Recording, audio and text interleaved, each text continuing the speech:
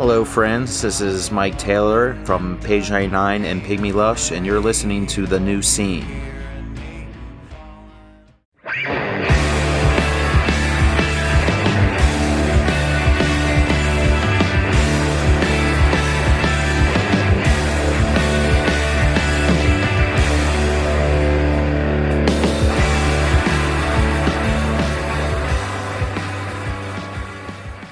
Hello, everybody, and welcome to The New Scene. I am your host, Keith, and we are back with another brand new episode. And this week we have a very special two-part Dazzling Killmen episode. I spoke to Nick Sakes, founding member, guitar player, and vocalist for the Dazzling Killmen. We talk about Nick's background, the whole history of the Dazzling Killmen, their recent reformation and the recent run of gigs that they did, which came about in part thanks to our other guest, Ben Greenberg. Ben Greenberg is guitarist in Uniform and an engineer who runs Circular Ruin Studios with a few others. Ben got in touch with Nick and became part of the current lineup of Dazzling Killmen. So we talked to Ben and get his perspective on the recent run of shows. We talk about Uniform. We cover Ben's background as an engineer and producer. I'm a newer Dazzling Killmen fan, but I'm so glad that I found the band, and I'm so glad that I had the opportunity to speak to both Nick and Ben, both amazing people to talk to with a lot of great stories,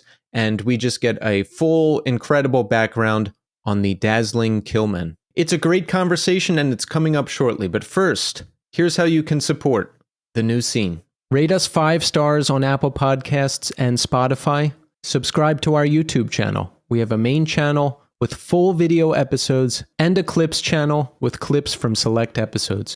We have shirts for sale at our store at Death Wish Inc. Pick one up. It's a great way to support the show. And you can follow us on social media at New Scene Pod. Also, don't forget to support Iodine Recordings. Iodine Recordings welcomes the legendary Hydra Head Records to their web store. The Hydra Head physical catalog will be available soon via Iodine Recordings. The store is live now with select titles, with over 100 catalog titles being added soon, including vinyl, CDs, merch, and more. There's releases available now from Botch, Cave-In, Daughters, and Godflesh, so head to the Iodine Recording store now to check it out. Jerome's Dream will be performing with Portraits of Past and Brahm. That's November 20th at 924 Gilman Street. For more information, head to iodinerecordings.com, sign up for the newsletter, and you can follow the label on Instagram at Iodine Recordings. And say hello to our sponsor for the month of November, Evil Greed. In addition to their online store, Evil Greed offers tour merch, merch handling, and logistics services for tons of bands. They also offer merch and distribution solutions for bands and record labels in Europe and the UK. Evil Greed has a carefully selected roster of artists and labels in their online store. They offer very reasonable worldwide shipping rates specifically to the UK and the USA. Make sure you head to evilgreed.com, check out the featured music section, the featured merch section. The record of the month at Evil Greed is the new record from Drain. It's called Is Your Friend. Earth Crisis, Destroy the Machines. There's an exclusive Evil Greed variant and new merch available at evilgreed.com. There's also exclusive variants of Eternity's Pillars by Sun, and Labyrinth by Faytooth, and A Short History of Decay by Nothing. That's the new record from Nothing, up for pre-order now. Sign up for the newsletter so you don't miss a thing, and you can follow them on Instagram at evil_greed. Okay, so I'll be back at the end of next week's episode to check in after things calm down a bit. Things have been extremely hectic over here for the past week or so. I was in Philadelphia for a week covering the Ink and Dagger reunion shows with Nathaniel Shannon, and it was pretty much the best week ever. I was just going to do a recap at the end of one of these episodes like I usually do, but it turned into something much bigger that I think necessitates a full recap episode. So look for that episode later this month. It will be featuring myself and Nathaniel, and we'll talk about everything that we experienced. But right now we're going to speak to the Dazzling Killmen. First up is Nick Sakes, and right after that we'll be speaking to Ben Greenberg. Enjoy. All right, we are here now with Nick Sakes. Nick, welcome to the show. Hey, thank you so much for letting me come on your podcast. And thank you for being here. Nick, the amount of great stuff you've done and are doing. It's just crazy. Dazzling Killmen, Colossomite, Sicbay, Zadax, Upright Forms. I was just listening to that. That's a really good record, and there's a lot to talk to you about, and we're going to get to all that. But Nick, first I want to ask you, how are you doing today? I knew this was coming. I've heard you. I happen to be doing extremely great today. It's not always like that, as you know. It's like the weather, but today the weather is good, so to speak. That's good. Yeah, like yesterday, bad. Today I thought was going to be bad. Today was good, and you just never know what's going to happen. No, it's like you can't control it. No, many things we cannot. But so you're living in Minneapolis right now. Yeah. How long have you been there? Well, I moved up here from St. Louis in 1995. I had a 9-year detour in New York from 2009 to 2018. And then I moved back here. I lived in Bushwick for a few years, and then me and my then partner moved up to Kingston, upstate. And here I am. Nice. I'll just leave those big blanks there. So we were living not too far from each other for a minute. I'm in Brooklyn. I was in Bed-Stuy from 2012 to 2017. Then I bounced around, and now I've been in Williamsburg for quite a while. I lived right on Broadway and Malcolm X near the Lone Wolf Bar there. Yeah, I've been there before. On Lawton Street, I lived. Kind of near the Mr. Kiwi's Market Hotel neighborhood, which I never went to. I never went to see a show there. It's a cool venue. So you grew up, you were born in St. Louis, but you told me earlier you grew up in Arkansas. Tell me about that. Like, what's some of that trajectory? Wow, that trajectory. My father got a job to work as what do they call it? He was working on his PhD and got a job at a university in Arkansas, and we moved to Conway, Arkansas from Columbia, Missouri, when I was in the 3rd grade, and ended up staying there all through high school. So I grew up in a dry county, in like a little college town in Arkansas, and I met. My main friends were other transplants, these brothers from Michigan, and they kind of introduced me to punk rock. I mean, they had the older brother that had the record collection, and so when they would go visit him, this is like 1981, they would go visit him and bring back these cassettes, these mixtapes, and I would dub them.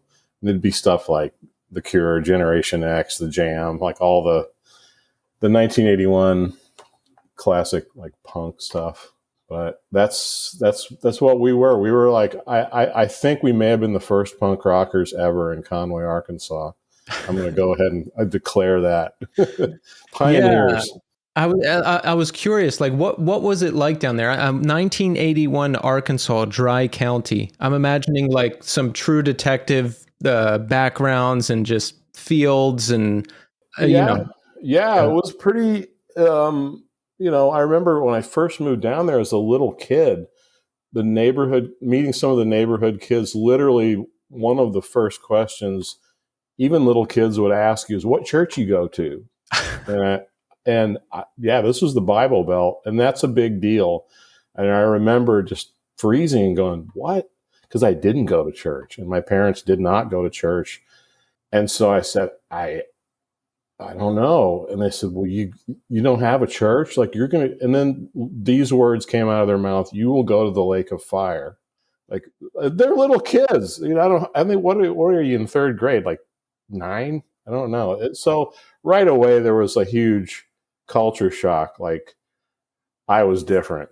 And so I kind of gravitated toward other kind of transplants in high school that I met.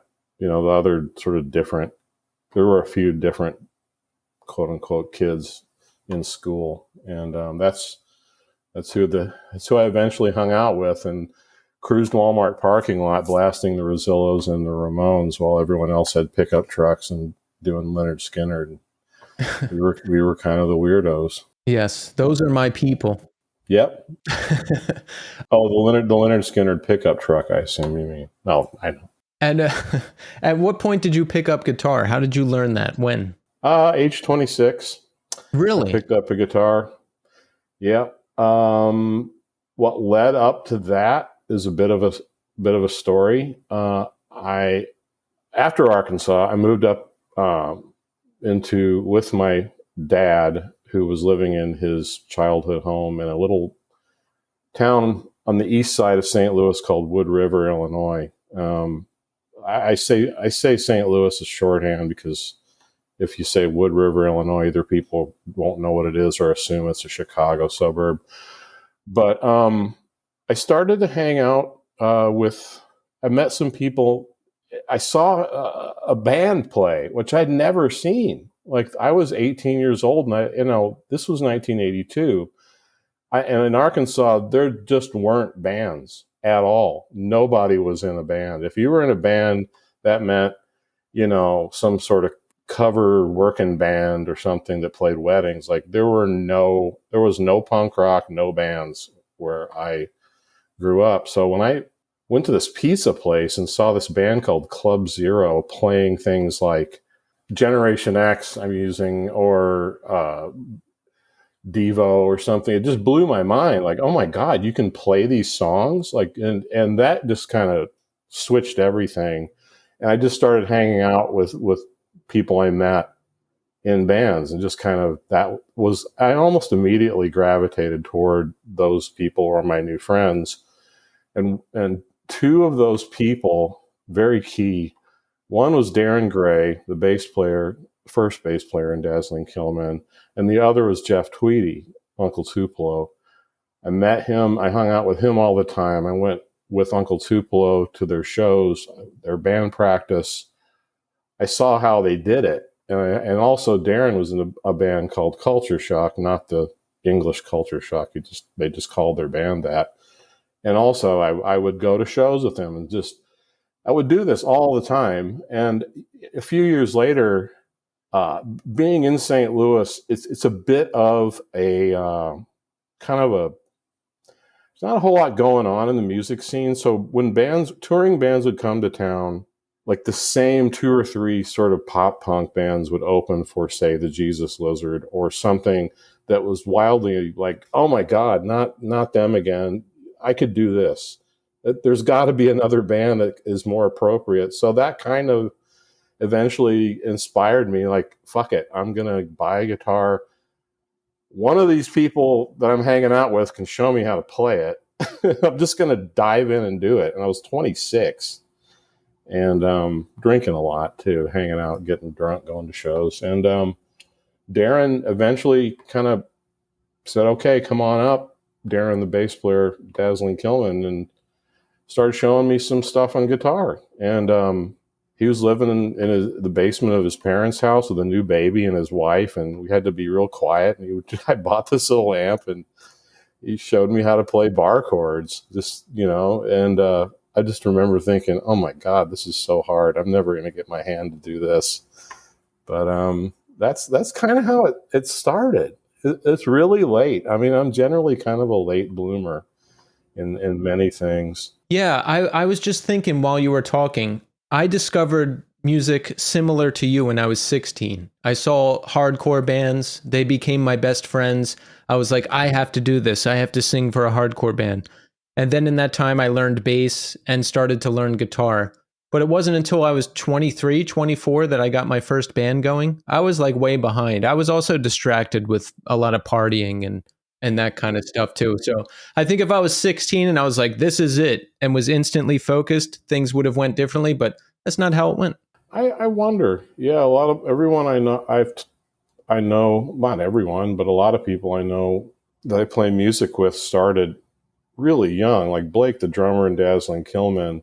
I mean, he was like a child prodigy drummer. He played in the drum and fife corps, and they went to the Orange Bowl and all. Like, he was like 9. I mean, he was just like this phenomenal talent, and Darren too. Like, I was in a band with two extreme experts at their instrument, and I was sort of, I self-deprecatingly call myself the comic relief, but a lot of situations, nobody wants to sing in the band. It's like, well, I don't want to do it. Like, all right, fine, I'll be the singer. I think a lot of bands end up, that's what happens. And that's kind of what happened with me. It's like, I don't know. But guitar playing was never, I always feel like I'm playing catch up a little bit. I don't feel very much like even calling myself a guitar player. I do just enough to get by. I'm a solid C- guitar player.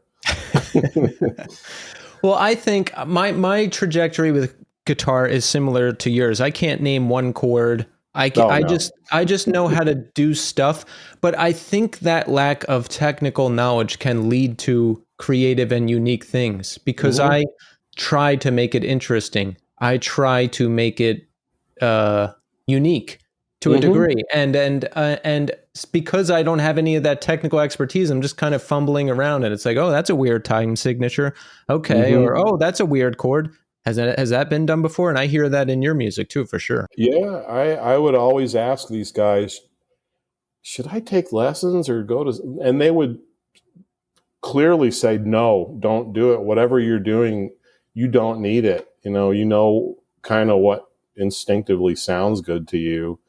And my goal was always in the back of my mind to, like, what if I walked into a show and didn't know who was playing, what would, like, kick my ass, like, what would I like?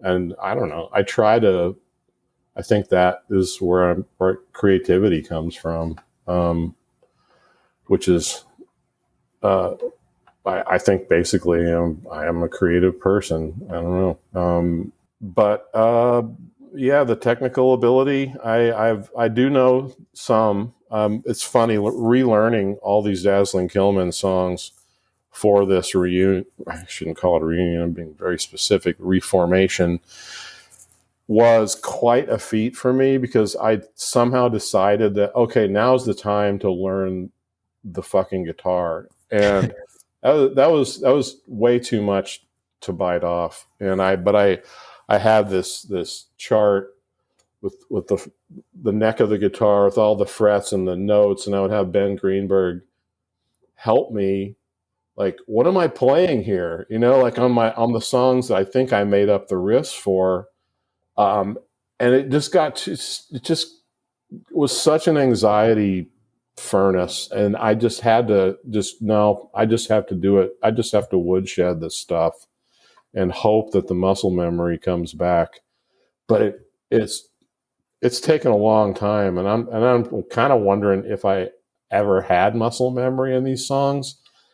I mean, a lot of it was composed by other people in the band, and I was sort of instructed, like, what to do, and I don't know which songs those were, so it feels very bizarre trying to learn my own bands, like, be a cover band for my own band. I don't know if that's possible. I made a joke at one of the shows a couple of weeks ago. I said, we might be the world's best Dazzling Killmen cover band, or something to that effect. But it wasn't. I felt like that's not a bad description. I mean, no, we're actually the people, but it's getting there. Like, by the last show, we played 5 shows. I'm like, oh yeah, this feels like, now it feels like it took 5 shows to. I mean, we pulled it off, but that last show was like, yep. Now it feels right. So I kind of can't wait for more stuff. Yeah, there is that ramp up, and I forget about that, because I haven't done a run that long in a little while, but we did a 2 days in a row of shows. And the first show I was nervous and all my usual stuff. And the second show I was like, I'm ready. And I just hit it. And it was like one of our best shows ever. So there's a ramp up. That's why it's good to have them in a string like that. Yeah, I've noticed there is a ramp up. Like, I have not, like, an old road dog or anything. We never did massive tours. We had a couple of 3-week, the original version of Dazzling Killmen, like a couple of, I think 3 weeks is maybe the longest. We did East Coast and West Coast, but I remember distinctly in other bands too. Like I get to a point like about the third show, starts feeling good, and you kind of go on autopilot for the next few. But then for me, it's really hard to like, once your hands are doing their own thing, I start thinking about, just the random crap of the day, like, oh shit, I forgot to turn the light off. Like, oh yeah, and then I'm in the middle of the song, and then weird shit can go off the rails. So it's just like constantly there are sweet spots in a tour, I think, and sometimes they dip in and out. Right. How long did it take you to relearn the Dazzling Killmen material?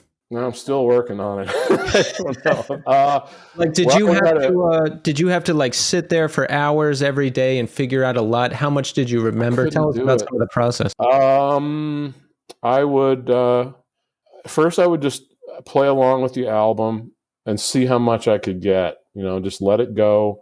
If I got lost, I would just don't worry about it. Come back to it, and I would just sort of weed it out, like which songs. And there are still parts of songs that I struggle with. It's embarrassing, and there was a lot of anxiety this year. Like I have an obsessive mind. You maybe can relate, and I would just think, oh no, like imposter syndrome. Like, how can I be an imposter in my own band? It doesn't work that way. But I did have that. I had to have that strange feeling, and there seemed, it was just a leap of faith into this unknown. People were saying, oh my God, people are going to love it, and I'm like, why? Really? They didn't like it before. Really? We were not a big deal at all. I mean, many shows, one or two people, and it was not we were not a big deal at all. And I was really skeptical. And, but people like Mike Taylor, who I credit pretty much for the reason as the catalyst for this, kept saying, like, he's like, I think people will go nuts, and like, I know I will. And it's like, all right, we're going to do it for you. I had to think of it that way because he's such a great guy and helped us do this. And I'll be damned if it didn't go that way. It was incredible. It was really, really cool. Like by far better than the old original days. Like not even close. So it's been fun, like truly satisfying. Did you hear people talk more about the band over the years? Because I did. The first time I heard it was sometime in the past year. I saw a reel with Jesse from Ken Mode, and he was talking about bands that really inspired him, and he mentioned Dazzling Killmen. Yeah. And then all of a sudden I saw the band name more, and then I saw it on Dark Days, Bright Nights Festival, and I talked about your band with Mike. And I just kept hearing it, and then I was listening to it, and I was like, "Oh, cool! This is like that's what I love about this show is you just discover these infinite pockets of music you didn't know about, and it takes you down a hole and down a label, and you discover 10 more bands, and it's just endless. I love it. So, totally. Did you hear people talking about the band more over the years, like with the 2016 reissue or anything? Not too much. I shouldn't say that. I've always been in bands the whole time, and it was always used as a point of reference to get shows. Nick from Dazzling Killmen. I got kind of like that was how you got your foot in the door, just using that name, my own band. So I would hear about it, but I got the feeling that was a pretty weak selling point at some time. Like it was literally the only thing I could say to a total stranger who was booking or something, like, and they might have heard of the band, but not I don't know, not really. This is all the internet, and I didn't really even have the internet until 97, 98. I don't know when did that really start kicking in. I think it was the late 90s. Late 90s, yeah. And then it was occasionally, but not a lot. I mean, here's something that I was a little surprised by. at some point, like I think probably around the time of that 2016 reissue of Face of Collapse, I emailed some people with some bigger festivals. Like I emailed the guy from Roadburn back then, or whenever, and I think All Tomorrow's Parties or something, and it just got no response. And I figured, nobody remembers. I got to stop this. Like this is Mr. Big Shot over here thinking, and I quit. I just gave until Mike Taylor came a knocking and said, okay, what would it take? And he shot a number that I thought was just hilarious. Even with that, I asked the other guys, and it was kind of like the amount of time it would take to get back in fighting shape. And I just can't take time away from my life even. So he said no. And then the next year he asked again. Mike's like, I got to ask again. But this time he and Blake were like, fuck it. We're not getting any younger. We want to do it. And this is what happened. We asked everyone, and two of the people respectfully declined, and they were very nice about it. They said, we understand, I'm paraphrasing, why you'd want to do this. So we pretty quickly found Evan and Ben, within a few days of this. Evan, the bass player, plays with Blake in his town of Oneonta a lot already. Evan is a bass teacher at Hartwick College. The guy is just phenomenal bass player, and they already kind of had a thing. They play together a lot. So Blake said, well, I can ask Evan, but I'm not sure. I don't know what he'll say. But he enthusiastically agreed, much to our happiness. And then I texted around some other friends, and within a day, I get this email from Ben Greenberg saying, hey, I heard this rumor you guys are doing this. You need me to help in any way, just let me know. I'm there. I'm like, okay. I didn't know much about Ben's playing. I just heard uniform, and I kind of had to ask around about him. I knew some of his friends, and they were like, holy shit, yeah, he can do it. And I would talk to him, and he said, yeah, me and my friend Tony used to play Face of Collapse when we were kids. He's like, which is kind of cool. He's 20 years younger than me. So all right, let's do it. And we practiced at the end of March of this year, and fired it up, and shit, we kind of got through everything.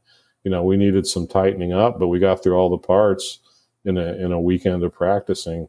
And it was like, okay, step 2, that hurdle's cleared. So I don't know if that was even the answer to your question. I don't even remember what I asked, but that was a lot of great info that we needed. So thank you. Yeah, so this is this year. Yeah, isn't it crazy how life, 2016 reissue of Face of Collapse comes out, and you're emailing festivals and you don't hear back, and it's like, oh, nobody cares, I give up. But then Mike swoops in, and then all this stuff happens. It's like I say, it's just not time until it's time. Yeah, until the door opens, and it's really hard for me to distinguish whether it's a door opening or just my crazy impulses. I don't want to.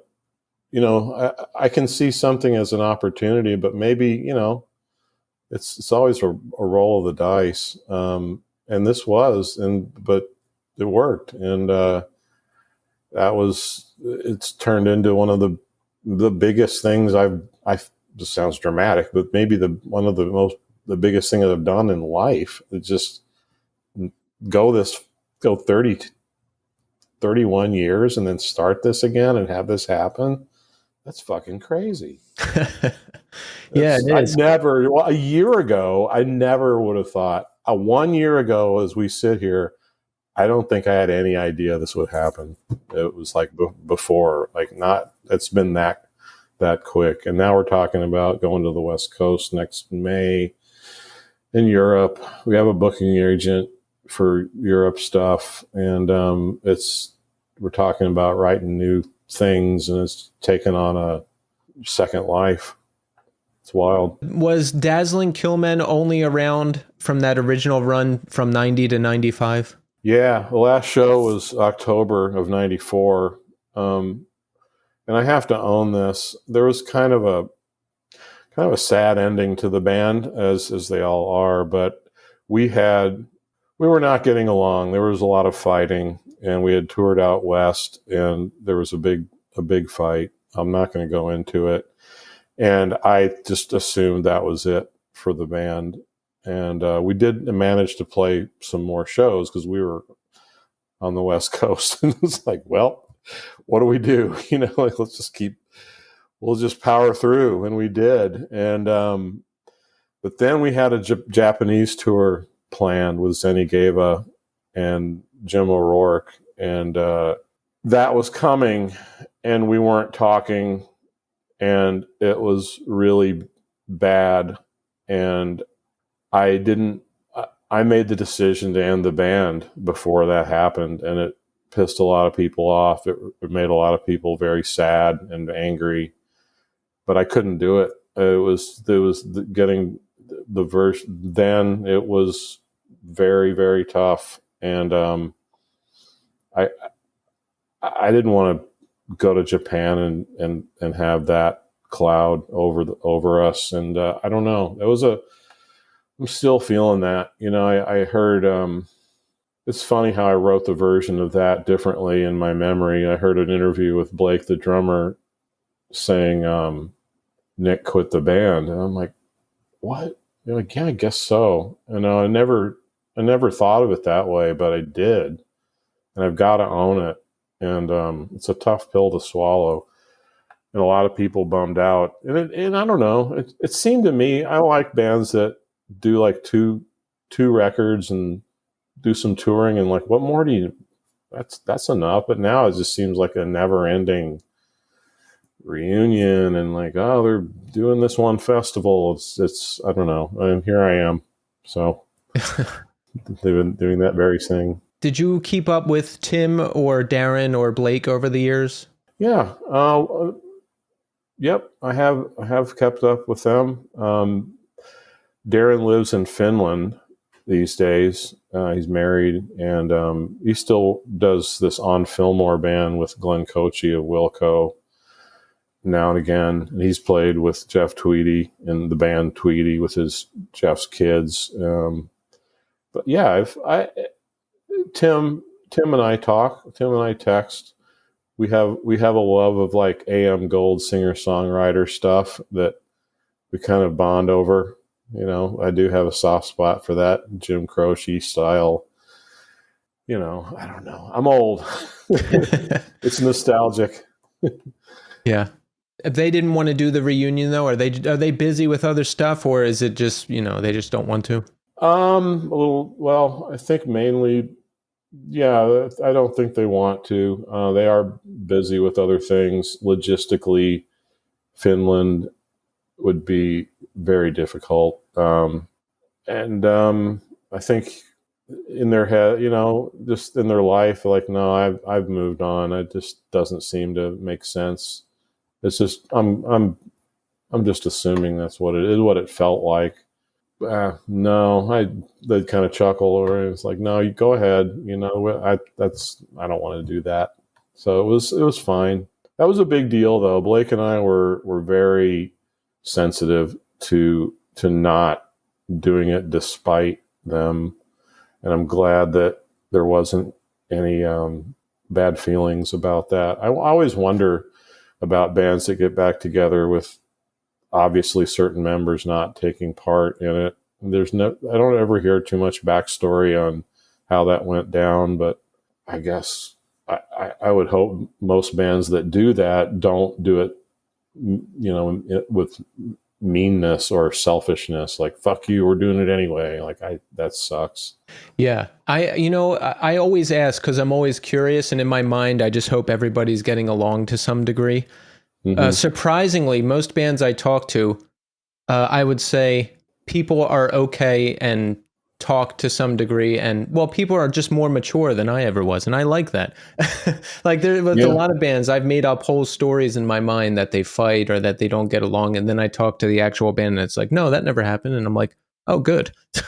Yeah. Yeah. I always wonder that too. I think everyone wonders why Fugazi won't get back together. It's like, do they Yeah. secretly hate each other? Like, or is it just too much trouble? Like, I think they still practice too, like every once in a while.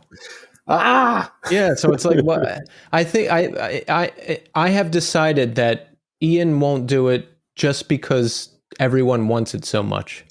That's just being a the reason I've contrarian. decided. Yeah. We did open up for them 2 nights in a row. It's the video for that is on YouTube. It looks like we're playing for a huge crowd. Like that's not our crowd. That's Fugazi. That would be Fugazi, but it's a really nice TV, multiple cam TV. A local cable access company came and filmed the show.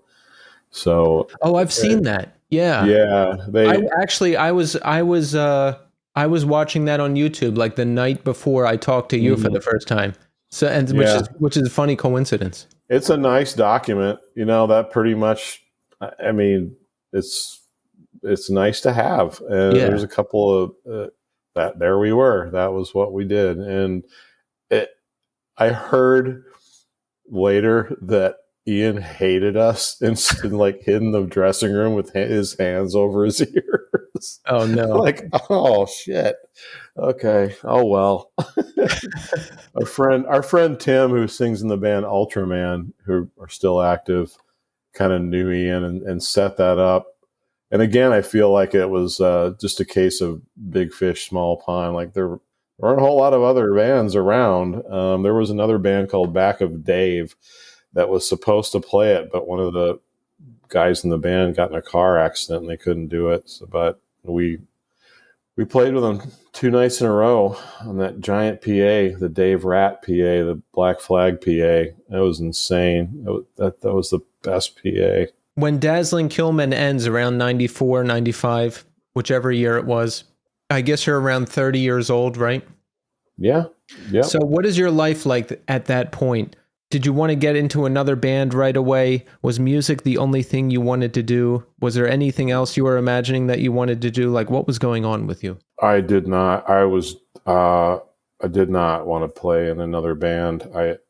I have quit music many times in my life. Well, you're doing a bad job of it. I really suck at quitting music. I'm terrible at it. But that was definitely one. I was living with my then future ex-wife, I'll call her. We were living in a little town outside of St. Louis and kind of living the arts and crafts life. She worked for a glass blower. I was working for a furniture maker. And we just felt like, let's get the hell out of here. And we both visited a friend in Minneapolis and said, fuck it. That's where we want to go. It's a city that's kind of a nice size. It's got a great arts, music stuff going on. So we moved. And I think about a month or two after we moved, I'm like, I have to play music. And I put an ad in the local paper, like 3 lines. And I believe I can remember what it said. It said, ex-Dazzling Killmen seeks other, Black Flag /Devo /Raymond Scott /Wire. That's it. And my phone number.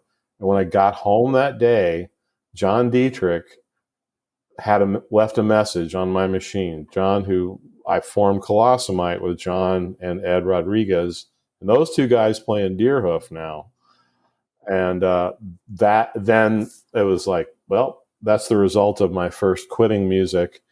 That band started, and we had a life of less than 4 years. I don't know. We managed to tour Europe and do some stuff, and we had a big tour with 90 Day Men. We did some stuff. It was cool. And we toured Europe, and the drummer Chad stayed in Germany, and he's still there to this day. Really? He just decided to live in Europe after that tour. He didn't come back from the tour. He just stayed. He's still there. He's still in Hamburg. Wow. How do you even manage that? Did he become a citizen or what? I don't know. He met a girl, and he kind of got an under the table job as a bartender.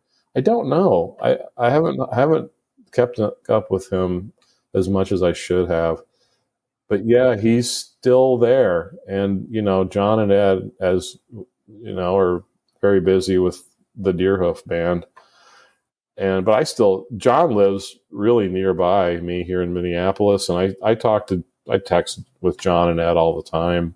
They're still great friends, and love them a lot. Yeah. Colossomite, really interesting band. Would you, when you performed live, would you recreate any of the experimental stuff that was on the album, like all the different sounds and all that kind of stuff? What was it like live? No, I don't think so.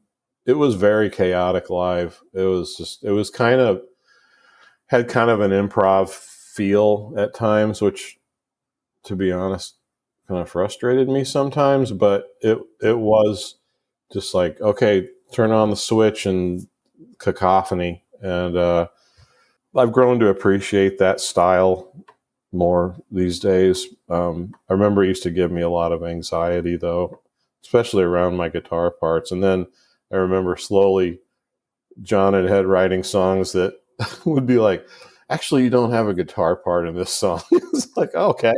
And I was like the singer, which I later decided I just like being a singer in a band. And I was the singer in Sicbay for a little while. And I joke with these guys now in Dazzling Killmen. I was like, someday I just want to be the singer in this band. We're going to find someone else to play these fucking guitar parts. Like, I love being a vocalist. But they're like, no, we like everybody pulls me back into that fucking guitar. That's funny. I've had those same thoughts because it's for the type of music I play, which is not too different from Dazzling Killmen and Sicbay and all that kind of stuff.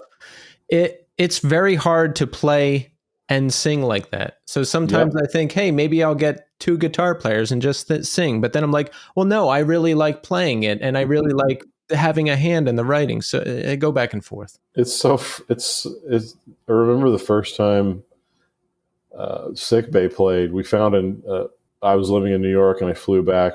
A label reissued our first album, and they asked us to play a show. I was like, well, I can't really practice. And we'll get our friend Adam to play your parts, and he did. And it was like just this light went on. Wow, this is so much fun! Like, just be able to walk around and do moves and all that crap. I'm like, this is my special purpose. I want to do this. And then, of course, here I am playing guitar again. But I don't know. I like it. It just takes me a lot of repetition. In fact, as I'm sitting here, I'm thinking, oh shit, we got some more shows coming up in like 5 weeks. I better get busy. Right. Probably start practicing again. Yeah. How much do you practice? Do you practice at home and in the practice space? What do you do? I don't practice much. I practice probably not, I don't know, usually with this stuff, 4 hours a week. I mean, not a ton. I'm embarrassed to say. I say that out loud. I'm like, now I'm thinking, damn, dude, you better maybe kick up some hours there. But I don't know. It's such a different thing to play along with your record and then get in the room with those guys. It kind of helps, but it almost, when we practice in person, I'm like, I wonder, like, did it help at all? It's so different feeling. It really is so much more physical, like to sing like with that amount of force and to play like my whole body is doing all this work.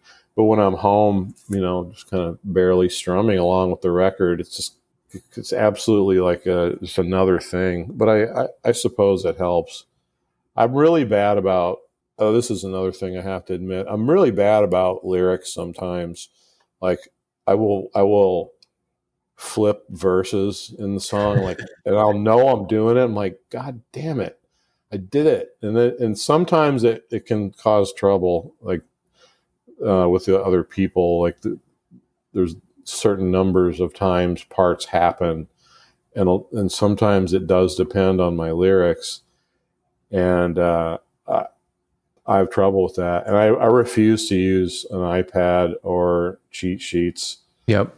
And I see people like in videos, and I was watching, I can't remember what band, and I have one of those little iPad clips that goes on a mic stand, and for a brief minute, I'm like, fuck it, I should do that. I'm like, no, I remember why, because after so many years, I saw the band Wire for the first time, I don't know, early 2000s.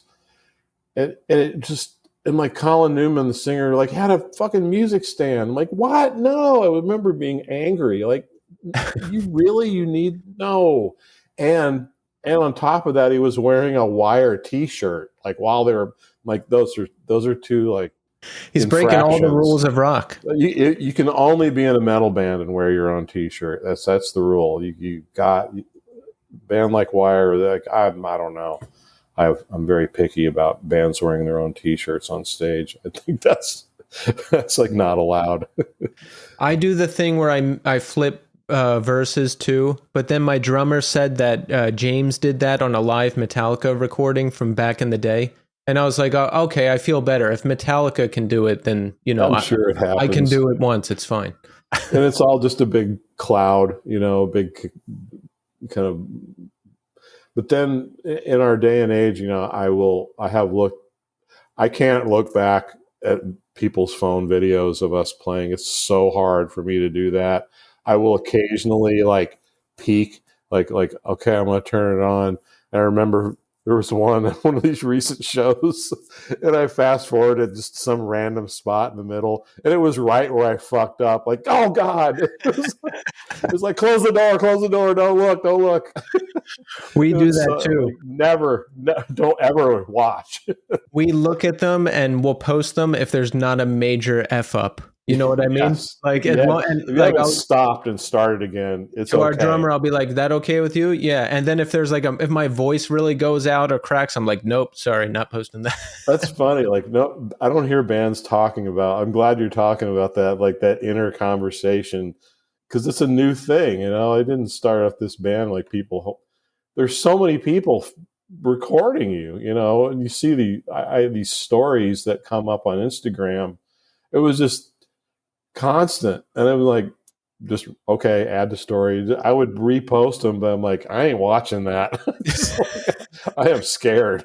No, but everybody kept saying, "Oh, so good, oh, blah blah blah, so tight." I'm like, okay, cool, Yeah, it's working. I just had to train myself to say thank you and move on for anything, because I can go into a whole tailspin when anyone says anything nice about me, like, oh, but, oh, this, oh, that. No. Thank you. Yes, I learned that too. Like we had that was a band conversation early on where like they don't hear it. I have heard every version of these songs ever played live. Of course, I'm going to be critical, extra critical, and know what's wrong with them, because I've heard every single time. I've heard them all. And I don't know, even some shows where I thought, man, we nailed it. Nobody seems to care. It's like nobody comes up and says, man, you nailed it. Like, it's just, or they'll like the one where it was a train wreck. That's like their favorite one. Yeah. We notice those intricacies. Just got to say thank you and move on and do the best you can. And watch where you're looking too. I've heard that. Like, don't turn your head and look at like real quick and look at someone else, because the audience will see it and go, oh, what happened? Like, aha, something went wrong. I never would have known had the person not done the side eye to someone else. Right. Can't do that. A lot of rules. Dazzling Killmen recorded Face the Collapse with Steve Albini. Yes, that was a 4-day total session. Is that true? God, it seemed more like 3 days. I think it was maybe, if I think we were done on the fourth day, like in the Like even morning or mixing and something. everything on the fourth day, Yeah. right? Yeah. Yeah. I don't know. I still don't like if your shit's not together and you can't do it in 4 days. I don't know. These days it's so different, like with the computers and the Pro Tools and whatnot, and emailing. I mean, with my most recent band, Upright Forms, I mean, we did the basic tracks, and the guy that mixed it would just mix it when he wasn't taking care of his newborn, and just email us mixes, and we would talk about it. That's how. But that something like just I kind of miss getting it all done. But yeah, I think we were practiced, we were ready. I Here's a funny bit. I wasn't When we practiced, we were so loud, we didn't really have a good enough PA to really hear me. I've heard that in interviews with. I heard in an interview with Nirvana, like those guys never heard what Kurt was going to sing. They would just practice they didn't really have a PA, or they sang through a bass amp or something. So it was very similar, like those. And I wasn't totally sure the lyrics weren't completely finished like the day before I did them. And I kind of had to like wake up really early, go, fuck, I got to get these things done. And I did. But it was so different, like not having a PA like to practice with. And now I wouldn't think of it. I don't know what it was. It sounds like I'm doing some sort of humble brag there or something, but I don't know. I worked out pretty good. But I think there were just pieces of notes that I brought some notebooks, and I don't know. I crapped it out at the end on a few of those songs. Some of them were planned out, but a few of them, there were chunks of those songs where I needed to say something. So the pressure was on. I guess I did well under pressure. Was it the typical Albini like live recording, live playing setup type deal?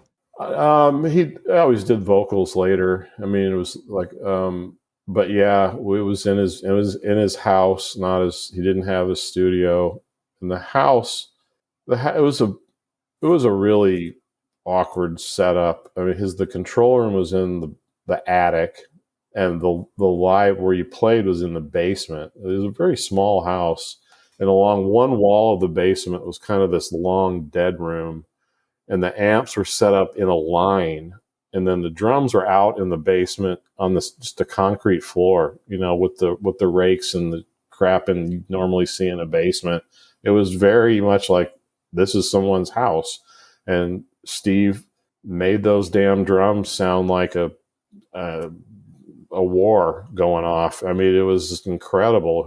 That guy could tune a drum set like amazingly. I mean, I don't hear anyone talking about his skill at tuning drums, but he was good at it.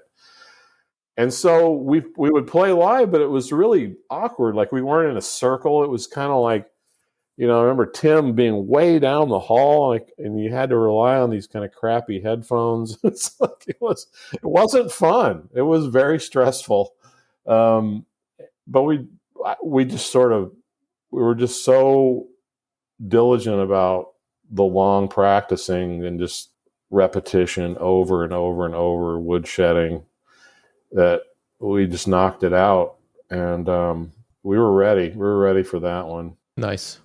Yeah, that's what you have to do. That's what I like to do still. I like to drill it into the ground and be ready, because I'm used to those 2, 3, 4 day sessions where you have limited time and you have to get it done. You have 4 days and $1,000. That's it. You got to get it done. Yeah, it can't just be putting it on the credit card as you go. It has to, like, this is the amount of money we had, and by God, we have to get it done. That wasn't the case necessarily on the first album, which is very same place. I'll go ahead and talk about that one. We did that one in 1 day. That was it. 1 day. Wow. Morning, and until late in that night, and we had the money to do that. We could afford one day mixing, tracking, and I don't think mastering might as well have been, but wow, was that a different experience. We weren't ready. We were unfamiliar with him. We were unfamiliar with that environment. It was bizarre.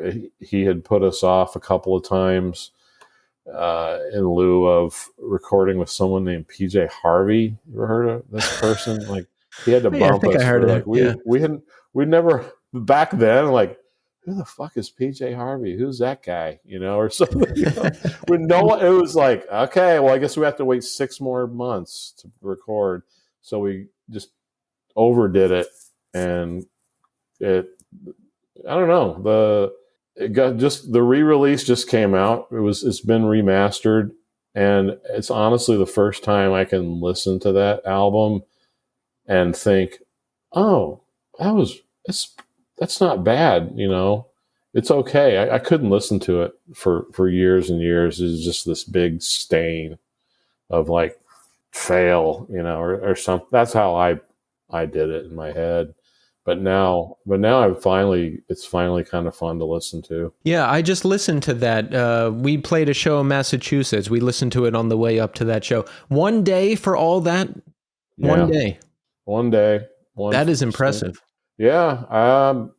Yeah, it is. And it was after I had picked up a guitar, like 2 or 3 years before that. I mean, my guitar playing, a little outsidery, I shall say, but I don't know, held down the fort,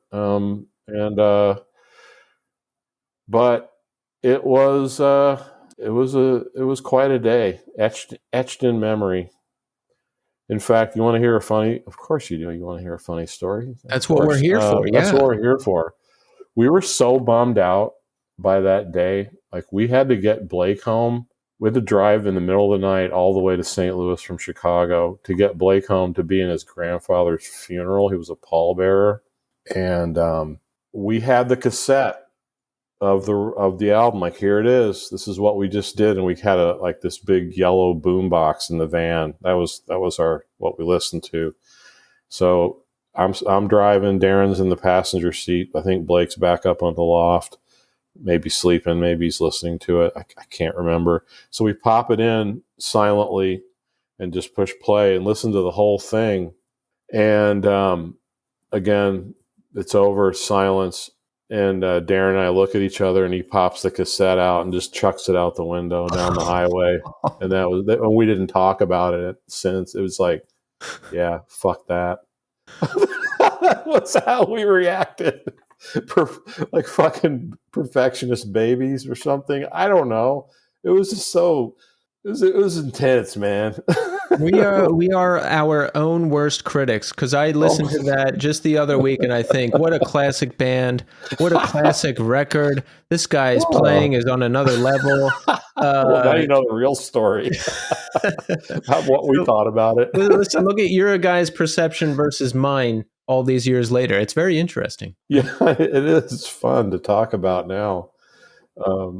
I don't know, but yeah, we were kind of hard on ourselves, and it was on this.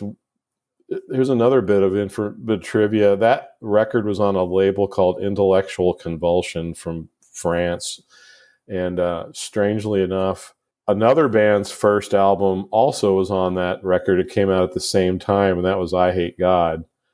And also the band Drunks with Guns from St. Louis, who are sort of contemporaries of ours. But I just recently was chatting with Mike from I Hate God about that. And we were both laughing, yeah, our first albums were like label mates, and yeah, we should play a show. Fuck yeah, let's do it. Of course, that probably, I don't know. Maybe that'll happen. That's a killer bill. That's got to happen. They got big. Isn't that crazy? How huge they got? Yeah, it's just wild, these resurgences. Like a band like Acid Bath. I guess they were a band in the 90s. I'd never heard of them. And all of a sudden, it's like High on Fire's opening for Acid Bath. I'm like, I literally never heard that band name once before the reunion, and then the Same. reunion was announced and everyone went crazy. So it's just like, I'm like, is the world a simulation? Like, did this band appear out of the internet just Same Yeah. reaction I had. I'd never heard the name of that band, and then people said, "Oh, they're from Louisiana in the late '90s," and I thought, that's not help. I never crossed paths with them or anything. I don't know. It's just that also factored into the back of my mind, the thoughts of this reform. I call it a reformation because it's not the original people, but doing this is that it seemed like the climate was like, now's a good time to do this. Bands like Chat Pile, Jesus Lizard, playing in front of 10,000 people. Like, we played with them at little places, and it's like, yeah, what's going on in the world? Is there something happening because of the internet, because of politics? Like, why does this music seem to suddenly connect? And that did factor in. That did factor in, like, hey, people saying, you're going to do it. Now's probably a good time to do it. Like, all right. They're right. The noise rock and what I call classic screamo, bands like Page 99 is it's music I missed out on the first time because I was listening to like a lot of hardcore, metallic hardcore, melodic hardcore. But the fact that it's back now and there's a lot of new bands and a lot of classic bands coming back, now I can catch up on all of it, and I love it. It's great stuff. Yeah, I was told that we were just talking about Mr. Mike Burdan earlier, manages Orchid. He was talking to me, telling us about these shows they're playing with Massive. thousands of people, massive crowds. I'm like, what world is this? Your unfrozen caveman guy going, your world is strange and frightening. What is Orchid is playing a stadium? This is some bizarre. I had this dream the other night where Orchid's playing in front of 12,000 people. Like, that's crazy, but apparently it has happened. Yeah. So yeah, that did, it helped. It helped with the decision to do it. Jump on that bandwagon, baby. Got to. Sounds like I'm saying. Why not, right? Hey, I'm 61. I'm not getting any younger. Well, I would have guessed younger, so good for you. I look good on the outside. Not really, I'm joking. But inside, rotten. Everything's gone wrong. Haywire. Dude, I'm having open heart surgery on December 2nd. Quadruple bypass. Really? For real. Yeah. I've had a cardiac arrest on my bike out riding. I've been through some health shit, like, yes, I'm a beautiful man. We can all see that. But absolutely. In here, it's a fucking hellscape.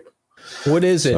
Lifestyle, diet? What is it? I assume like what caused the nightmare. Years of drinking and eating giant quantities of food at the end of those drinking nights and gaining a bunch of weight and having bad genetics. But hey, I'm sober and happy now. Yeah. How long have you been sober now? Continuous sobriety. I'm coming up on 6 years. Been doing the secret club for about 16 years.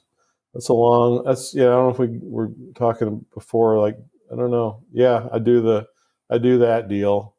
Yeah, same. I don't know. I don't know. It's a secret. I know. I go to AA meetings, and I found my people within that world. People like us that, quote unquote, the cool people, or people I could relate to, really. Yeah, I do secret club too. What do you think about it? I have mixed feelings about it. I don't want to make it my be all end all in life. I do other things like exercise and creativity, I think, are just equally as important. I don't know. Sometimes I've met a lot of great people, and that's really what I met, a community, and that's what I like about it. There were two guys on this latest tour that are in the rooms, and we had a great time, and we kind of talked that talk that game a little bit on the drives, and it was fun. And I don't know. I mean, I don't know if I want to turn this into some sort of drunkalog, but I quit originally in '98. I had pancreatitis 3 times because of the drinking, and they said, the doctor's like, look, this can't go on. You've got to stop, and like, we recommend you go to treatment. And no, I got this, and I ended up stopping on my own for 9 years. I didn't go to do anything. I just quit. I just like, can't drink. It was kind of miserable. And then eventually the shit hit the fan in my life where I'm like, I don't fucking care. I'm drinking. And then it was just a shit show. And that's when I started to like, I can't, I want to stop, but there's no fucking way I can. I don't know what to do. And then I said, tell me what to do. And that's it. Yeah, it's kind of, but it took a long time. I mean, I struggled. It's a lot of relapsing, a lot of experimentation, field research, they call it. I was quite the field researcher. And but I'm doing great right now. Yeah. Yeah, it took me a long time to stop because everything was fine. I'm doing air quotes. I had a job. I paid rent. I had a good job. Same. I paid bills. I paid for my own substances. I didn't rob people. My life was miserable, and I didn't have many possessions, and things were really hard all the time. But everything was fine, in air quotes again. But eventually, like you, I just hit a point where I was like, I cannot do this anymore. Like it's just not working. And then I finally tried the Secret Club, which was something I never wanted to do because, I'm kind of a loner, So Yeah, it's yeah, not a natural thing to go do. It's just, to me, like, who wants to go do that shit? No, yeah. You got to be fucking desperate. It's the last stop on the train, as they It's say. the last stop. Yeah. And you're lucky you didn't have any like catastrophic health problems, or maybe you did. Or jail. That's usually, I've had a couple of DUIs in my illustrious drinking career, but that didn't stop me, nor did catastrophic health problems. But I'm sure what I'm dealing with now can be traced back to very stressful and unhealthy times, and a lot of drinking, a lot of beer specifically. I was always a beer guy. Yeah. But, I thankfully know plenty of near arrests, plenty of bad situations, no serious health problems, thankfully. But then I stopped. And then a year and a half ago, I started working out finally, running, lifting weights, all that stuff. And then just this year, I finally stopped. I started cooking my own food again. So fingers crossed, hopefully everything will be okay. yeah, sounds like you're on a good path. Oh man. I always appreciated your interviews. Just to talk about you in this podcast. I first listened to Mike Taylor's interview, but then I listened to Berdan and Brad Truax, and I thought, oh my God, hey, this guy's talking about the thing, the secret, just AA recovery, and I thought that was rare, and I liked it a lot. I'm like, and then I wrote you an email entitled "Fan Mail." Here I am. Like, man, I just love it. I love this. I love your style, the interview style, and feel really lucky to be talking to you. Well, thank you. The feeling is mutual, and that's what I love about this show because, like I mentioned to you earlier, just the night before, I was watching that Dazzling Killmen set, the cable set with the multiple cameras, and then I saw the email from you, and I was like, wait a second, wait. He's the guy on TV. He's that guy. No, but yeah, I mean, just the amount of great bands you've been in and everything you've done over the years, much mutual respect. Speaking of Upright Forms, tell me about this band, when it started, how it started. I was listening to Blurred Wires, the LP that just came out last year, and I love it. It's great. Yeah, it's just I moved back from New York, and I just sort of had these two friends, Noah and Sean, and it kind of fell together. That seems to be a theme. I just sort of think, think about starting a band, and then I start reaching out a little bit, and it happened. And they were just old friends of mine from Minneapolis. They played in some local bands, and right now we played a few weeks ago. We opened for Fax, the Fax, and that went really well. But I'm sort of on a bit of a break from that band. It didn't break up. We just I want to do this for a while. My job in life and my brain doesn't do well with two bands. I'm not a two band guy. I get overwhelmed, and so yeah, it's around. We still get along. Everything is cool. Probably we got some new songs we haven't recorded yet, so hopefully we're gonna do something with those and get it fired up at some point. Yeah, that's kind of more of my like, God, I hate this term, indie rock, or just sort of more melodic stuff. I mean, my musical taste run from like all kinds of stuff, like New Zealand pop and straight up psychedelia. I really love psychedelic stuff, and I don't know. I get or like stuff like Guided by Voices, Robert Pollard, things like that, which basically is the Who, I think. But yeah, there's a part of me that side of my taste. I enjoy that band for that, which I equally love as much as this band. Yeah, they caught me by surprise, and that's part of why I liked it so much. Because if you go from Colossomite to Upright Forms, you're like, wait, is that still Nick? Yeah. Sicbay started from me and my friend Dave, who I've known forever. He's a great guitar player, and his tastes were more like old LA punk, like Axe, the Weirdos, and kind of stuff with a little more melody, and like the Damned. I'm a really big fan of the Damned, and that's when I just like that approach of like, we're friends first, let's do a band, instead of I'm going to seek out band members and then maybe we'll be friends. That was like, we are friends. Why haven't we tried to play music together? I don't know. Let's give it a shot. And that's what happened. And we sort of met halfway. He's like an amazing sort of picker, like Billy Zoom or something. He's a great guitar player. Like, he can just pick the hell out of, he makes up these beautiful melodies. And yeah, but that's a side of my taste that it was fun to address and like explore. So, and then that funny, Ed Rodriguez, Deerhoof, Colossomite, was Sicbay's a drummer for a while. That's right. Yeah. And he wrote a lot of really cool Sicbay songs.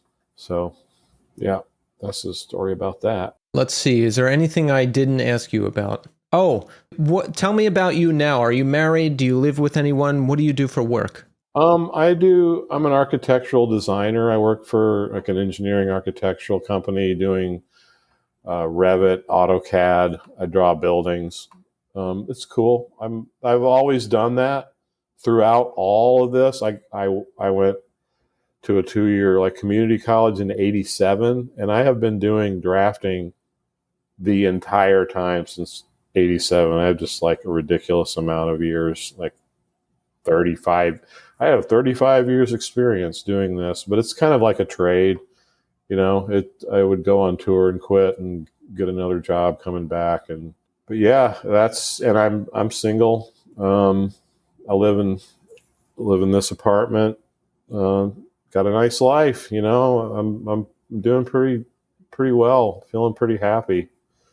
And I was telling somebody today, kind of a new friend, I said, I think you're seeing the best version of me that I've been, which is kind of a great thing to realize. Like, I don't know.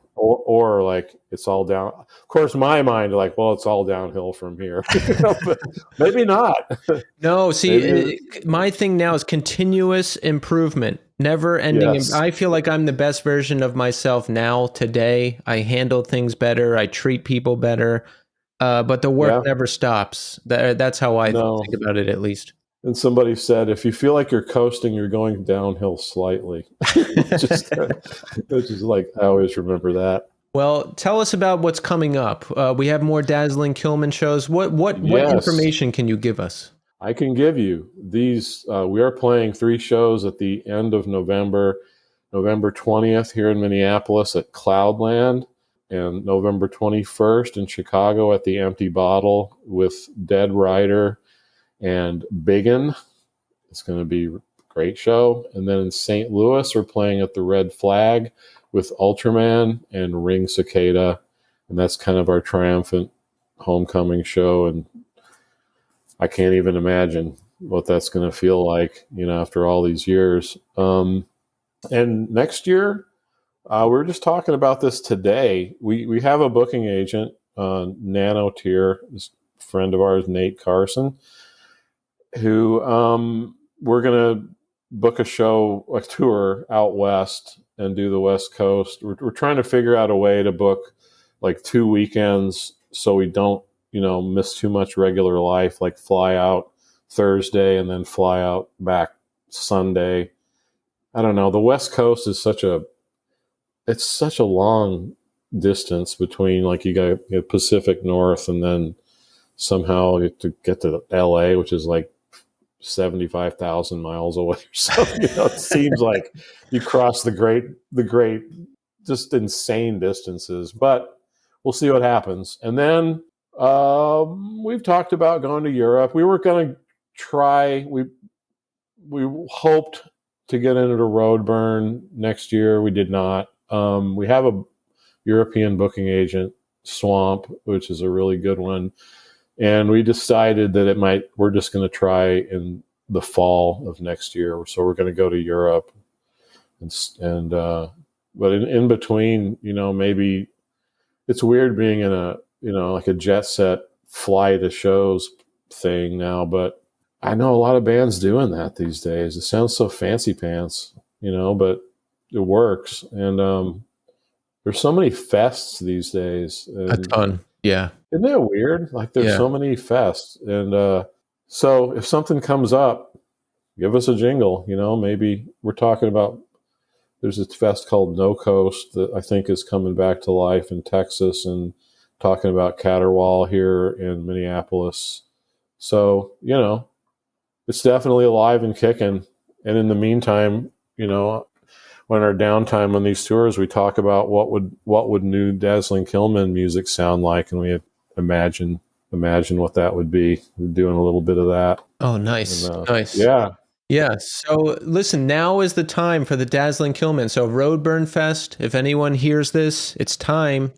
New Friends Fest in Toronto. It's time. Every fest out there. Let's go. Yeah, I forgot about that one. That's a good one. We missed out on Roadburn. Roadburn is they're done. We didn't do it.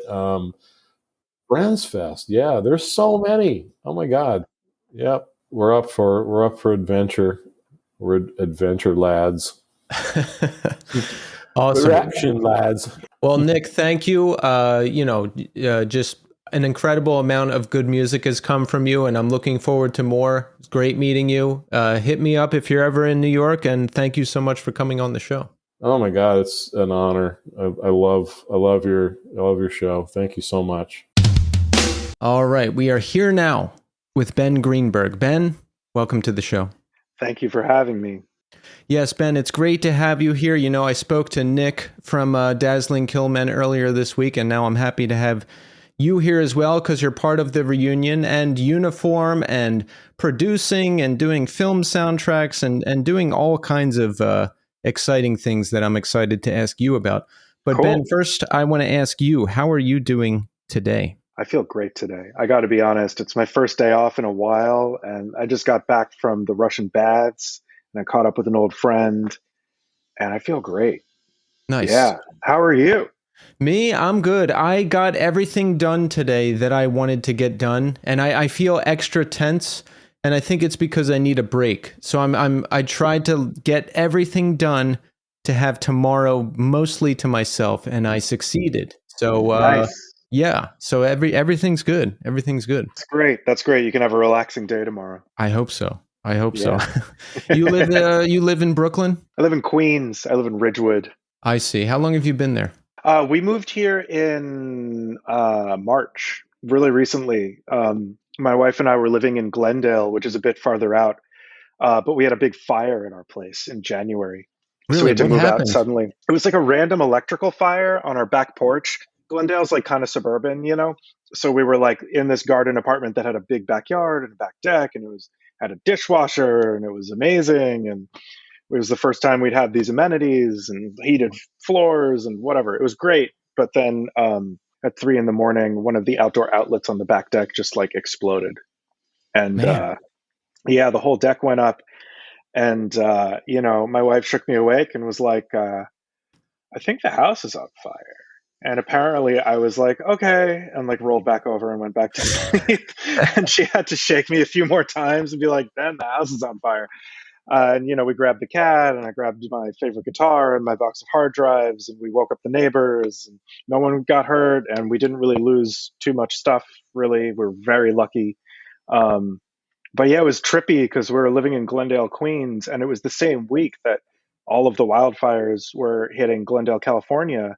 And all of our friends out there obviously were talking about it, and there was all these GoFundMe's and posting for relief and all this stuff. So, when it happened to us, everyone was confused and assumed that we lived in California. But we really got off super easy compared to everyone out that way, like we're very lucky. But yeah, we were kind of transient for about a month, and then we landed in this awesome apartment. And honestly, I'll show you around a little bit. It's like it's kind of a big loft with I like skylights and that. Yeah, stuff. nice high ceilings. Yeah. Yeah, it's great. You don't get that too easily in the city, like it's nice to have some space. And we don't have any outdoor space in this place. We traded it for indoor space, but the outdoor space kind of tried to kill us, so I'm good. So that old apartment gone was it too destroyed? Well, it wasn't the fire, it was the water. That's really what gets you. The Ah. fire department comes in, and the fire didn't get inside at all, but as they do their thing, they leave like 3 inches of water on the floor, and that gets everywhere and gets in the drywall, and it gets in the ceiling, and then there's mold abatement and blah blah blah. As soon as it happened, I was like, we're moving for sure. There's a 0% chance we're going to get to continue living here. As far as I know, the apartment is still, they gutted it completely. The new landlords were like new landlords, so I think they're trying to you know argue with insurance company, maybe rebuild it into more apartments, perhaps in the fine New York real estate style. We'll see what happens, but a bunch of our friends live in the building, so they're keeping us updated, and it's kind of trippy. I did a walkthrough after we got the last of our stuff, and it was like, this is where we used to live, but there are no walls anymore. It's Yeah. just bare, ceiling and rebar and brick, and you're like, okay, How cool. long were Right you on. there? We were there for like a year, maybe two. I think we moved in 2023. So it's not, I was Mm, thinking like maybe you've been there for 15 years. That would have been really weird to see the place all knocked down, you know? yeah, no, that would have been really weird. I think we were only there for a year or two. I mean, it's hard to keep an apartment here in town because, It's very hard. I've been in the same apartment in Williamsburg since 2018, and that is unheard of. yeah, it's very impressive. Yeah. But before I found this place, I had to move like 4 times in a year. So I got the New York experience as well. Oh my God, that is definitely the New York experience, Jesus. Yeah, I don't think I've stayed in an apartment for more than 3 years in a long time, but we really love the new place, and I hope that we can stay here for a long time. Ridgewood seems to be the spot because my whole rhythm section lives in Queens now, not too far Oh, from each other. Maybe cool. Ridgewood. I forget. I don't know, but that seems affordable. It seems like where a lot of people are ending up. Yeah, yeah, yeah. It's like reasonably priced, and it's really nice. It's really pretty. There's a lot of families, It's like decent schools, like actual amenities. It's nice. We were kind of avoiding it when we lived in Glendale before that, and then we lived in Maspeth before that.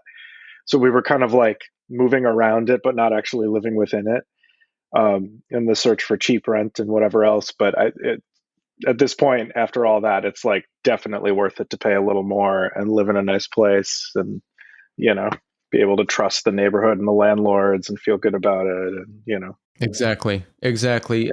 So you grew up in New York City, yes?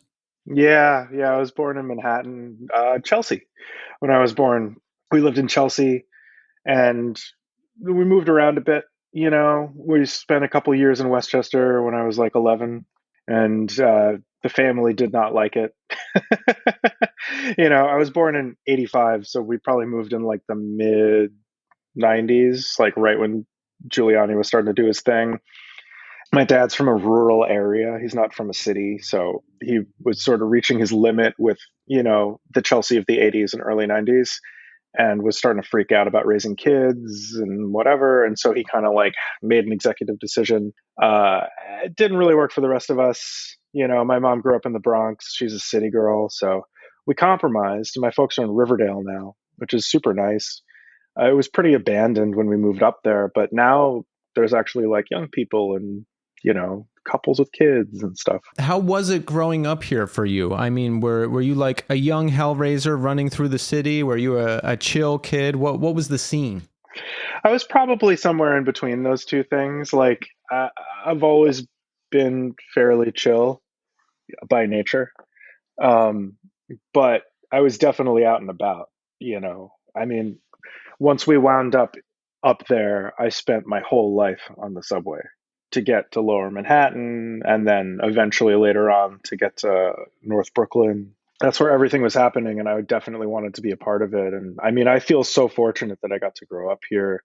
I got to see so much music at such a young age. I got to start performing at such a young age in like legit circumstances, and I learned a lot for that. And I met a ton of older musicians and studio people. I started working in studios when I was 15. I don't think there's many other places in the country where you could really do that, where there's enough of a studio culture that they would take in a teenager and like train them up. Yeah, because, with New York City, with the subway, you can get to so many different places, so many different neighborhoods, so many different people. I don't know, where I grew up in the Philly suburbs, you'd have to be driven into Philadelphia or anywhere else to get anywhere else. So yeah, Yeah. it's like a whole different experience. Yeah. Car culture puts like an age limit on certain experiences for people. And, yeah, I mean, I was, you can ask any kid that grew up here, anyone, I'm not a kid, that grew up here, when they started riding the train unaccompanied, and they'll tell you 10, 11, 12, that's like pretty normal. Um, and you grow up really fast when you're on the train alone as a small kid. you you see a lot of shit, and it gives you that mobility, which is super key to having all these experiences. The bands that I was in when I was a teenager, the kids didn't go to my high school; they went to other schools. Some of them didn't even live in the city, and they traveled in to practice and stuff. Like, you know, that's not, I don't think I would have been able to have that experience a lot of other places. It would have had to wait till I was older, like when I was 13, 14, we were like playing at CBGBs and stuff like that. Like, That young. yeah, yeah, they would X our hands, and I tried to go to shows there, and it was 16 and up. They wouldn't let me in, but they let me play there.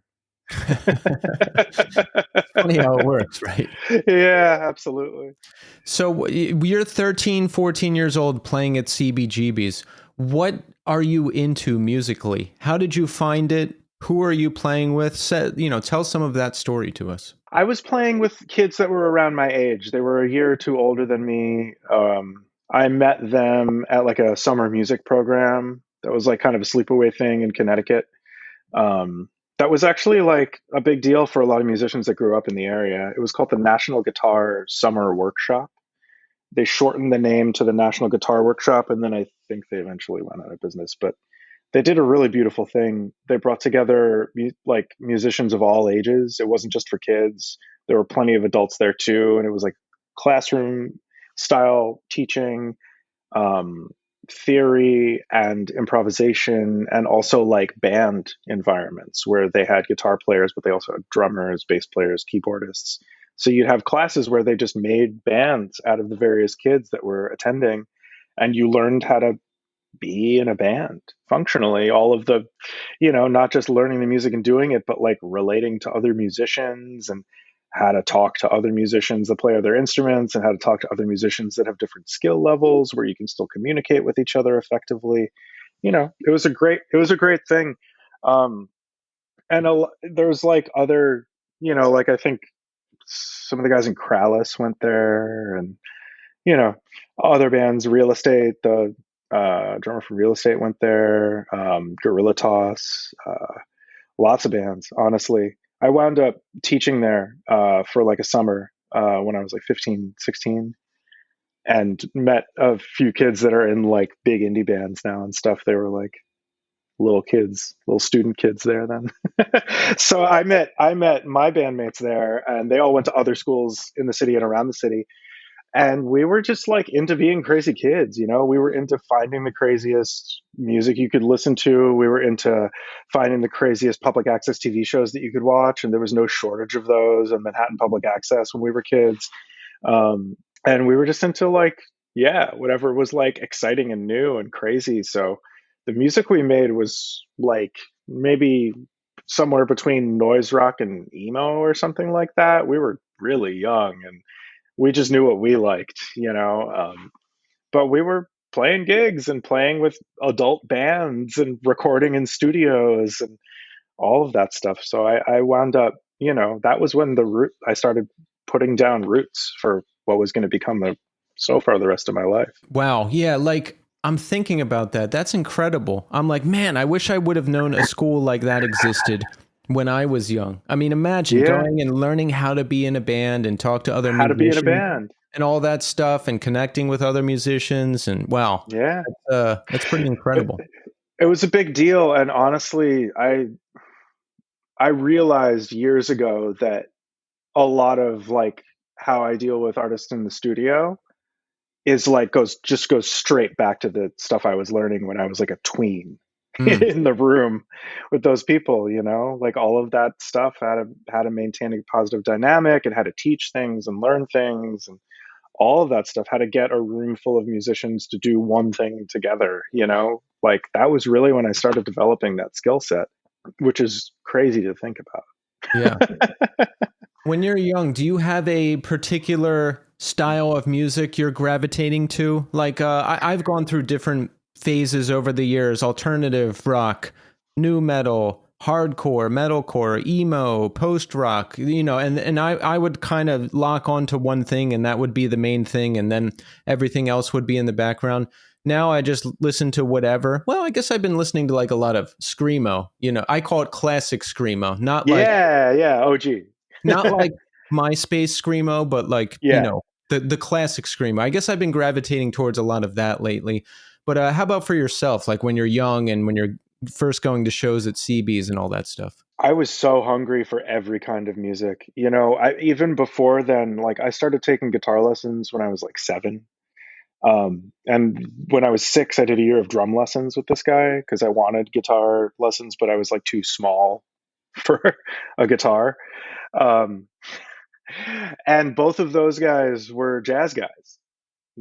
So from the very beginning, I was getting an education in the music and in sight reading and in the theory of it all and in how to improvise with other musicians and just like stylistic immersion into that. As a little kid, I responded to like classic rock and roll. Like I saw Jerry Lee Lewis on TV light his piano on fire when I was really little. And this is according to my folks. That was when I asked them for a guitar. I was like, I want to do that. So I've always just been really hungry to hear as many different things as possible. Like because I started with jazz, I was immediately an outsider to kids my age because they were getting into rap music, rock and roll, heavy metal, et cetera, et cetera. I was getting into that stuff too, but the stuff I was learning and knew how to do wasn't It was more studious, more nerdy. It wasn't the music that little kids listened to, like, at all. So I always kind of had sort of multifaceted, interests musically. I've always been super curious about process and style and how what brings people to create the things that they create and the kinds of music that they create. So, I was like obsessed with just learning as much as possible. And that was like something I could do through other people that were into music primarily, because this is all really it's not pre-internet, but it's certainly pre-social media, pre-YouTube, pre all of that. I had like AOL. I think I was downloading MP3s. Yeah, we had AOL back as far as like 92, 93, Yeah. That was around for a while. Yeah, yeah. And my dad is like he's not a computer science guy, but he's a guy that was really into building computers. And so we had like DOS computers in the house from when I was born, and that was always around. So I had access to the technology to get access to music. And then I was also doing, the classic BMG scam. Oh yeah, that's a You good one. Yeah.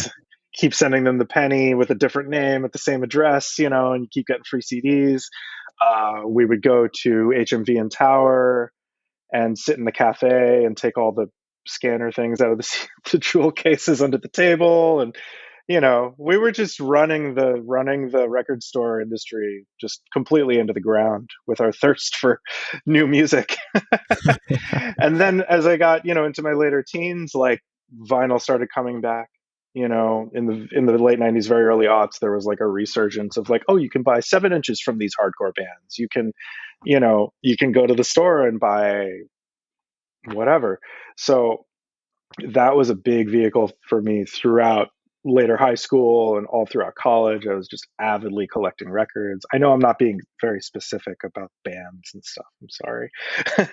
But I've really always had like super wide interests musically. I mean, when I was in high school, I was listening to The Locust and Naked City and Ornette Coleman and Beethoven and the Notorious B.I.G., like everyone that grew up in the city in the 90s, and all of it. That's why I'm always curious about people's trajectory that way, because I did listen to different stuff, but a lot of it would be like Locust, Dillinger Escape Plan, like a lot of those kind of bands, and then a couple other ones. Or then it would be like Texas Is the Reason, Promise Ring, Mineral, like a lot of those kind of bands, and then like some other ones. It would be like I'd stick to like a big block of similar stuff, I was a little different because I would find out about one artist and I would get really into what they did, but I was always looking for the ones that stood out from the genre. I wasn't like, okay, give me 100 more bands like this. Like, I would get really into Black Flag, and that would be the shit. And I would be obsessed with like, wow, this relates to like Mahavishnu Orchestra. This relates to Orthrealm. This relates to all of these other things that I think are so cool, because it's not just a hardcore punk band. It's also free music, and it's also spoken word, and it's also like this really specific lyrical bent that like no one else really nailed. You know what I mean? Or like the Dead Kennedys when I was younger, like they were a huge eye-opening band because it just didn't sound like anything else, Like, I think that, yeah, I don't know. I still get really excited when I run across a band that like they might sound like 4 different bands, but those bands are all really different from each other and they're synthesizing their own thing, and that thing is special. Yeah. I like, as I get older, it's almost like I can see through the matrix. Sometimes I'll hear a band and I can just hear all the parts. I'm like, it's this and this and this. And I'm like, oh, wow, I'm getting it. Yeah, absolutely. Absolutely. But that's from being a lifelong head, right? And just like digesting and digesting and digesting. That's always, yeah, I've just been voracious forever. I went to music school and it was the same experience. I just wanted to know everything. I was probably more of a Hellraiser then than I was as a younger kid in the city. Yeah. When did you start producing, recording? How did you get into all that? I let's see, guitar lessons at 7, asked for a 4-track when I was 10. And that was a big thing. Like the guitar teachers back then uh, used 4-tracks in the lessons. That was how you documented whatever you were doing in the lesson. That was how you learned music. You could slow down the cassette and learn a part. You could, that was just like the reference material because we couldn't just pull it up on YouTube or whatever the fuck people do now. So I knew that that was a way to make music on my own. And so I got the little Porta O2, the one with the 2 faders, the littlest Tascam, and I ran that thing into the ground forever. And yeah, I got really interested in it. And then when I was 15, I was like cold calling studios of the Yellow Pages to see who would take in a kid, and the guy that ran the jazz section of the music program at my high school was this guy, Tom Christensen, who's a great sax player. And he he was like on the scene. He was like playing with Ben Allison. He was playing with folks. He was gigging. He was doing shit, and he was teaching at my high school. And he recorded at this place Systems 2 a lot, which was in Ditmas Park at the time, which is like super south Brooklyn, like as far south basically as you can get before you hit Coney Island. So he, was like, oh, you should hit up these guys. And that wound up being the studio where they were like, yeah, sure, come on by. So I would take the train an hour and a half from Riverdale to Ditmas Park each way. Sometimes I would show up and the session got canceled and the door was locked and I'd go all the way back home. Ugh. Yeah, but it was basically like, I think I was there like in the summers mainly around school, but they had just gotten their, in their B room in Studio B, they had just installed their very first Digit Pro Tools control surface.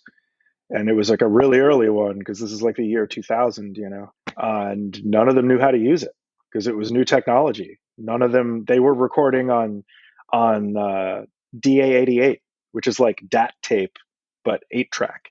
So they had like a whole rack of DA88s that were optically linked for 128 channels or whatever it was, and the sync cables broke all the time. And it was like an early digital format that sounded awful. And it was just a nightmare.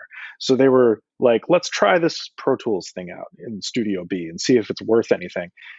None of them knew how to do it. I had Cakewalk, the free version of Cakewalk on the Windows DOS computer or whatever that I grew up with.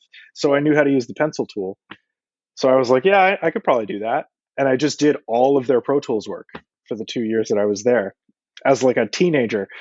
And they taught me about, the different types of microphones and signal flow and gain staging. And here's how you cut 2-inch tape and edit it. And, they were doing like, the guys that ran that place were South Brooklyn guys. They came up around like Carnivore and Typo Negative and kind of that whole scene. And they had done all the Typo Negative records and the Carnivore records. And I think Mike did some engineering on Agnostic Front, Victim in Pain. And I didn't know any of that at the time because they did all that shit. And then they pivoted to jazz super hard. So everything I assisted on when I was there was like Blue Note stuff, like Ravi Coltrane, stuff like that. I actually met, I don't know if you're familiar with Tim Dahl, the bass player, the great Tim Dahl. He was in the band Child Abuse. He plays with Lydia Lunch and tons of other stuff. Just a total freak musician, incredible musician. But I met him there when I was like 15, just like plugging in mics on a session for him. And we've known each other ever since. And he's like, he's like a cat. He's around. And we still have a really good working relationship too, which is awesome. Wow. Yeah. So that's really how I got into that. Once I got a taste of it, I think I was looking at it initially because I was enjoying the 4-track stuff. And I was like, maybe there's more here.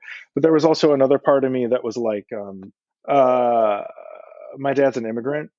And so he had a real hardcore, like, you better figure out how you're going to make a living thing. Because as, like I said, from a very young age, I was like, music, music, music, music. This is it for me. I don't even care about the social parts of this. I don't even care about the hang. I don't care about the girls. I just like the music. So I think he was concerned that it was going to be a disaster and was really pushing hard for me to figure out how I could maybe make a living if I wanted to pursue a life of music. So I think that was part of the motivation to, see if I could learn about the recording studio world. And as soon as I got in there, I was like, oh, this is for me for sure. Like I relate to this just as a kid who's fascinated with technology. I relate to this as a person who's fascinated with music, and as a musician who's already been in other people's studios recording with my bands. So it was like an instant connection. And I just never stopped after that.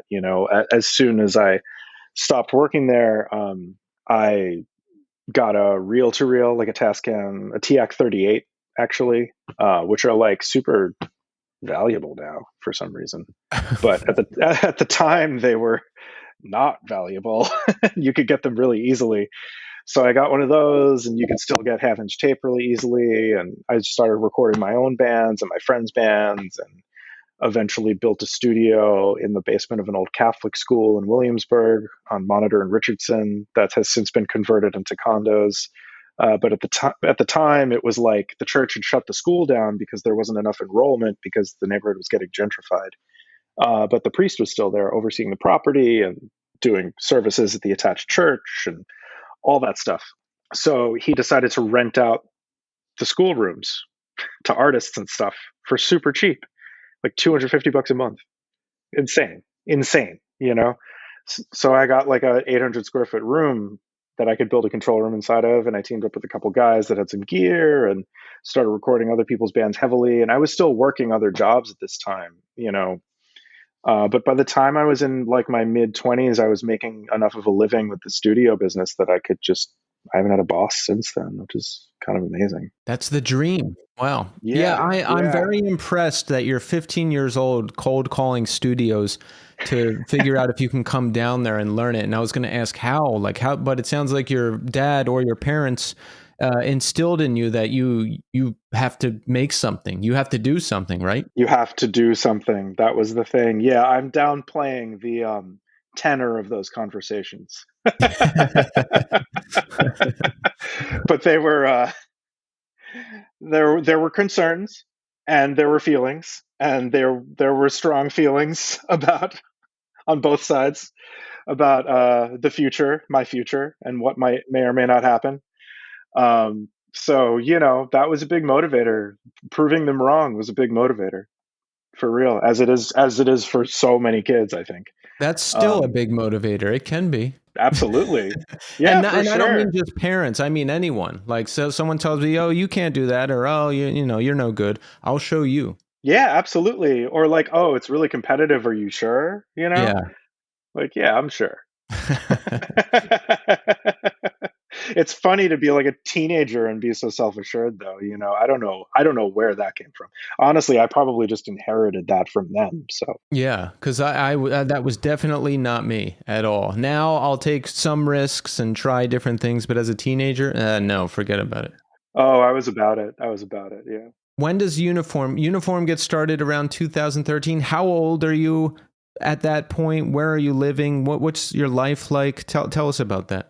Let's see. So yeah, fuck. Well, I'm 40, so I would have been probably 30-ish, close to. Yeah, late 20s.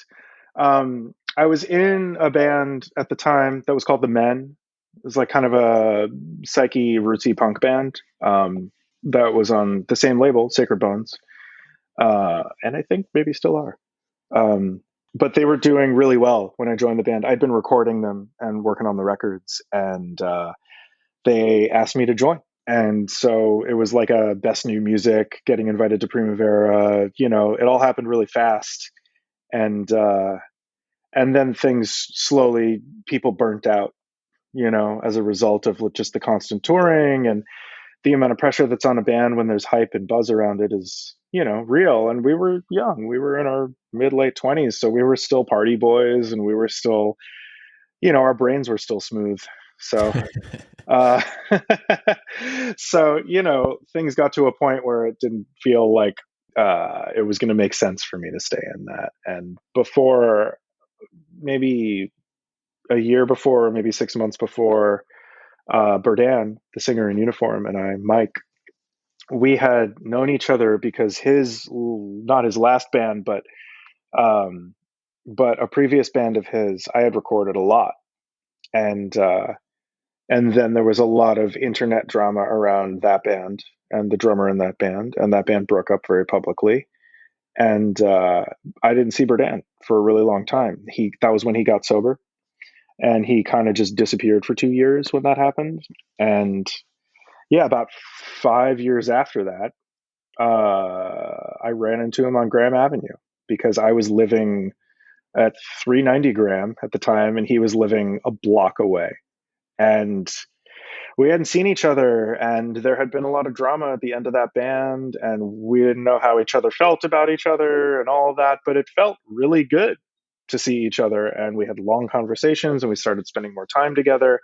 And then I had a dream one night that we were in a band, and it was just the two of us and a drum machine, and it was like the loudest, most insane sound I'd ever heard.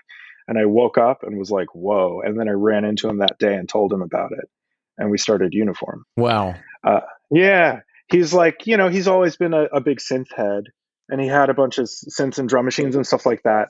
So he just brought them over to my living room, and I had a little mixer, and I just plugged my guitar straight into the mixer with a distortion pedal, and we plugged that into the stereo in the living room, and just fucked around like that for like a while. And that was how the band started. It was just like a drum machine. I think it was an Arturia, one of the Arturia synths, one of the mono synths that they made. Do you ever think about that, the dream? Like, and Yeah. now, the band and you and Mike and everyone are where they are now? Because I think there's something to that. Dreams, messages. It's providing a lot of content for a record I'm writing, those types of stories. Do you ever think about that? Absolutely. Yeah. I mean, honestly, I think that kind of experience is very analogous to the kind of inspiration that leads us to write music in the first place. Like I'm the kind of musician that I hear things and then I realize them. And it's always been that way. Since I was a little kid, I always had a song in my head. To this day, if I'm staring into the distance, and I'm with my parents, my mom will be like, "What song is it? What song are you hearing right now?" And I can usually tell her. A while ago, it turned into two songs at once. So I'll have like mashups in my head sometimes, but it's the same part of my brain where I'll hear music that's original music, and then I'll sit down with a guitar or whatever instrument and start putting it down and realizing it. It's always been that way, and I don't know where that comes from, but I think everybody has that capacity, and I feel like that's totally the same part of your brain that your dreams come from. It has to be. It's so mystical and unknowable and mysterious and creative, and it's your imagination.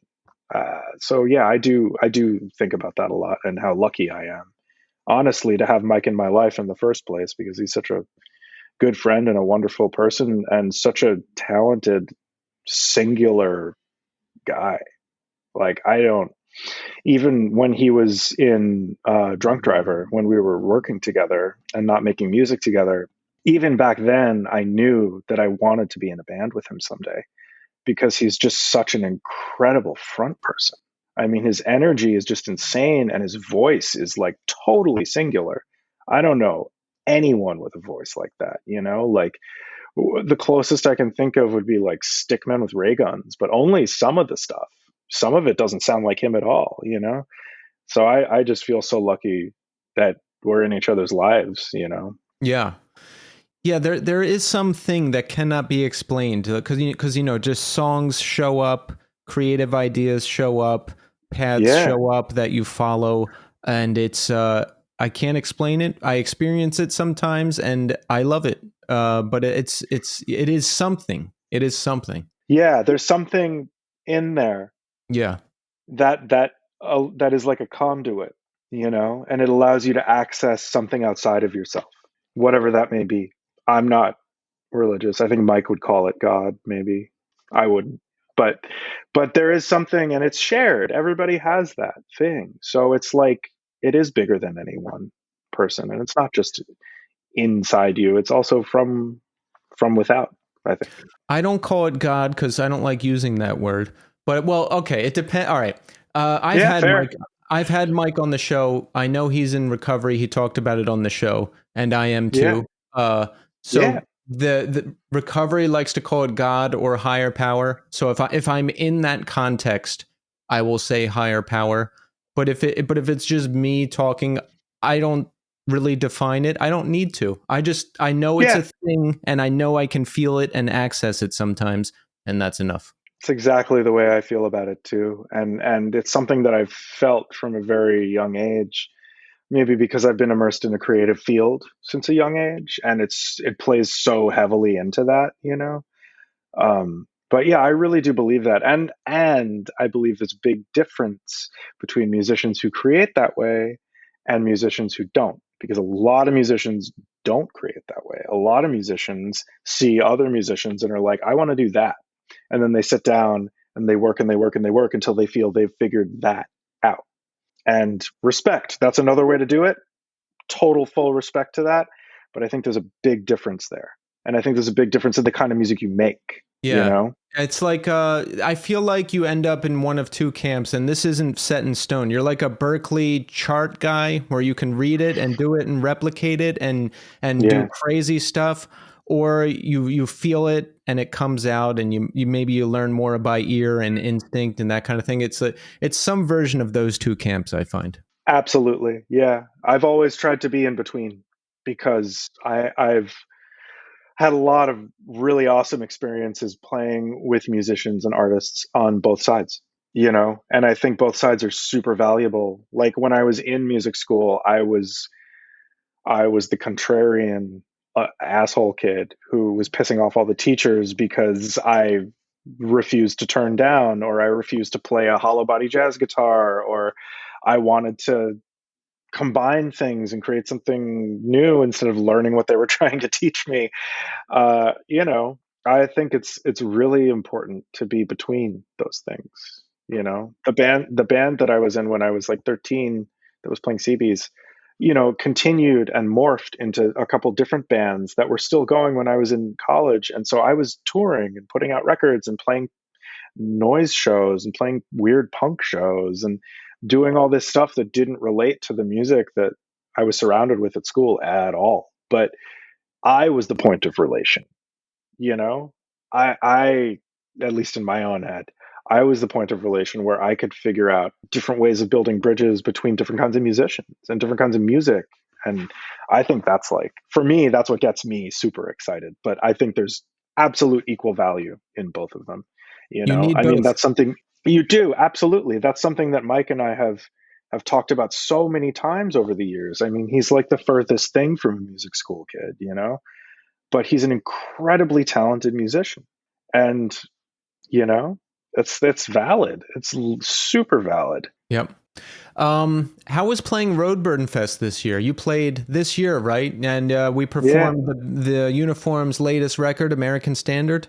Yeah, that was a lot of fun. I love Roadburn. They treat the bands so well, and the community of people that show up and go to the shows are so awesome. Honestly, it's just a great audience and it's a great experience. We stayed the whole weekend, and I'm so glad we did, because it's like you see all your friends in one place, you know? And sometimes you play a festival and you're like, oh, wow, there's two bands that we're homies with that are playing this. That's so cool, you know?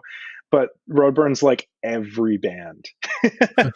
Every band are homies, and it's kind of overwhelming, honestly. But it's so much fun. You know, we wound up playing a second set at the skate park, which was not planned, and usually it is.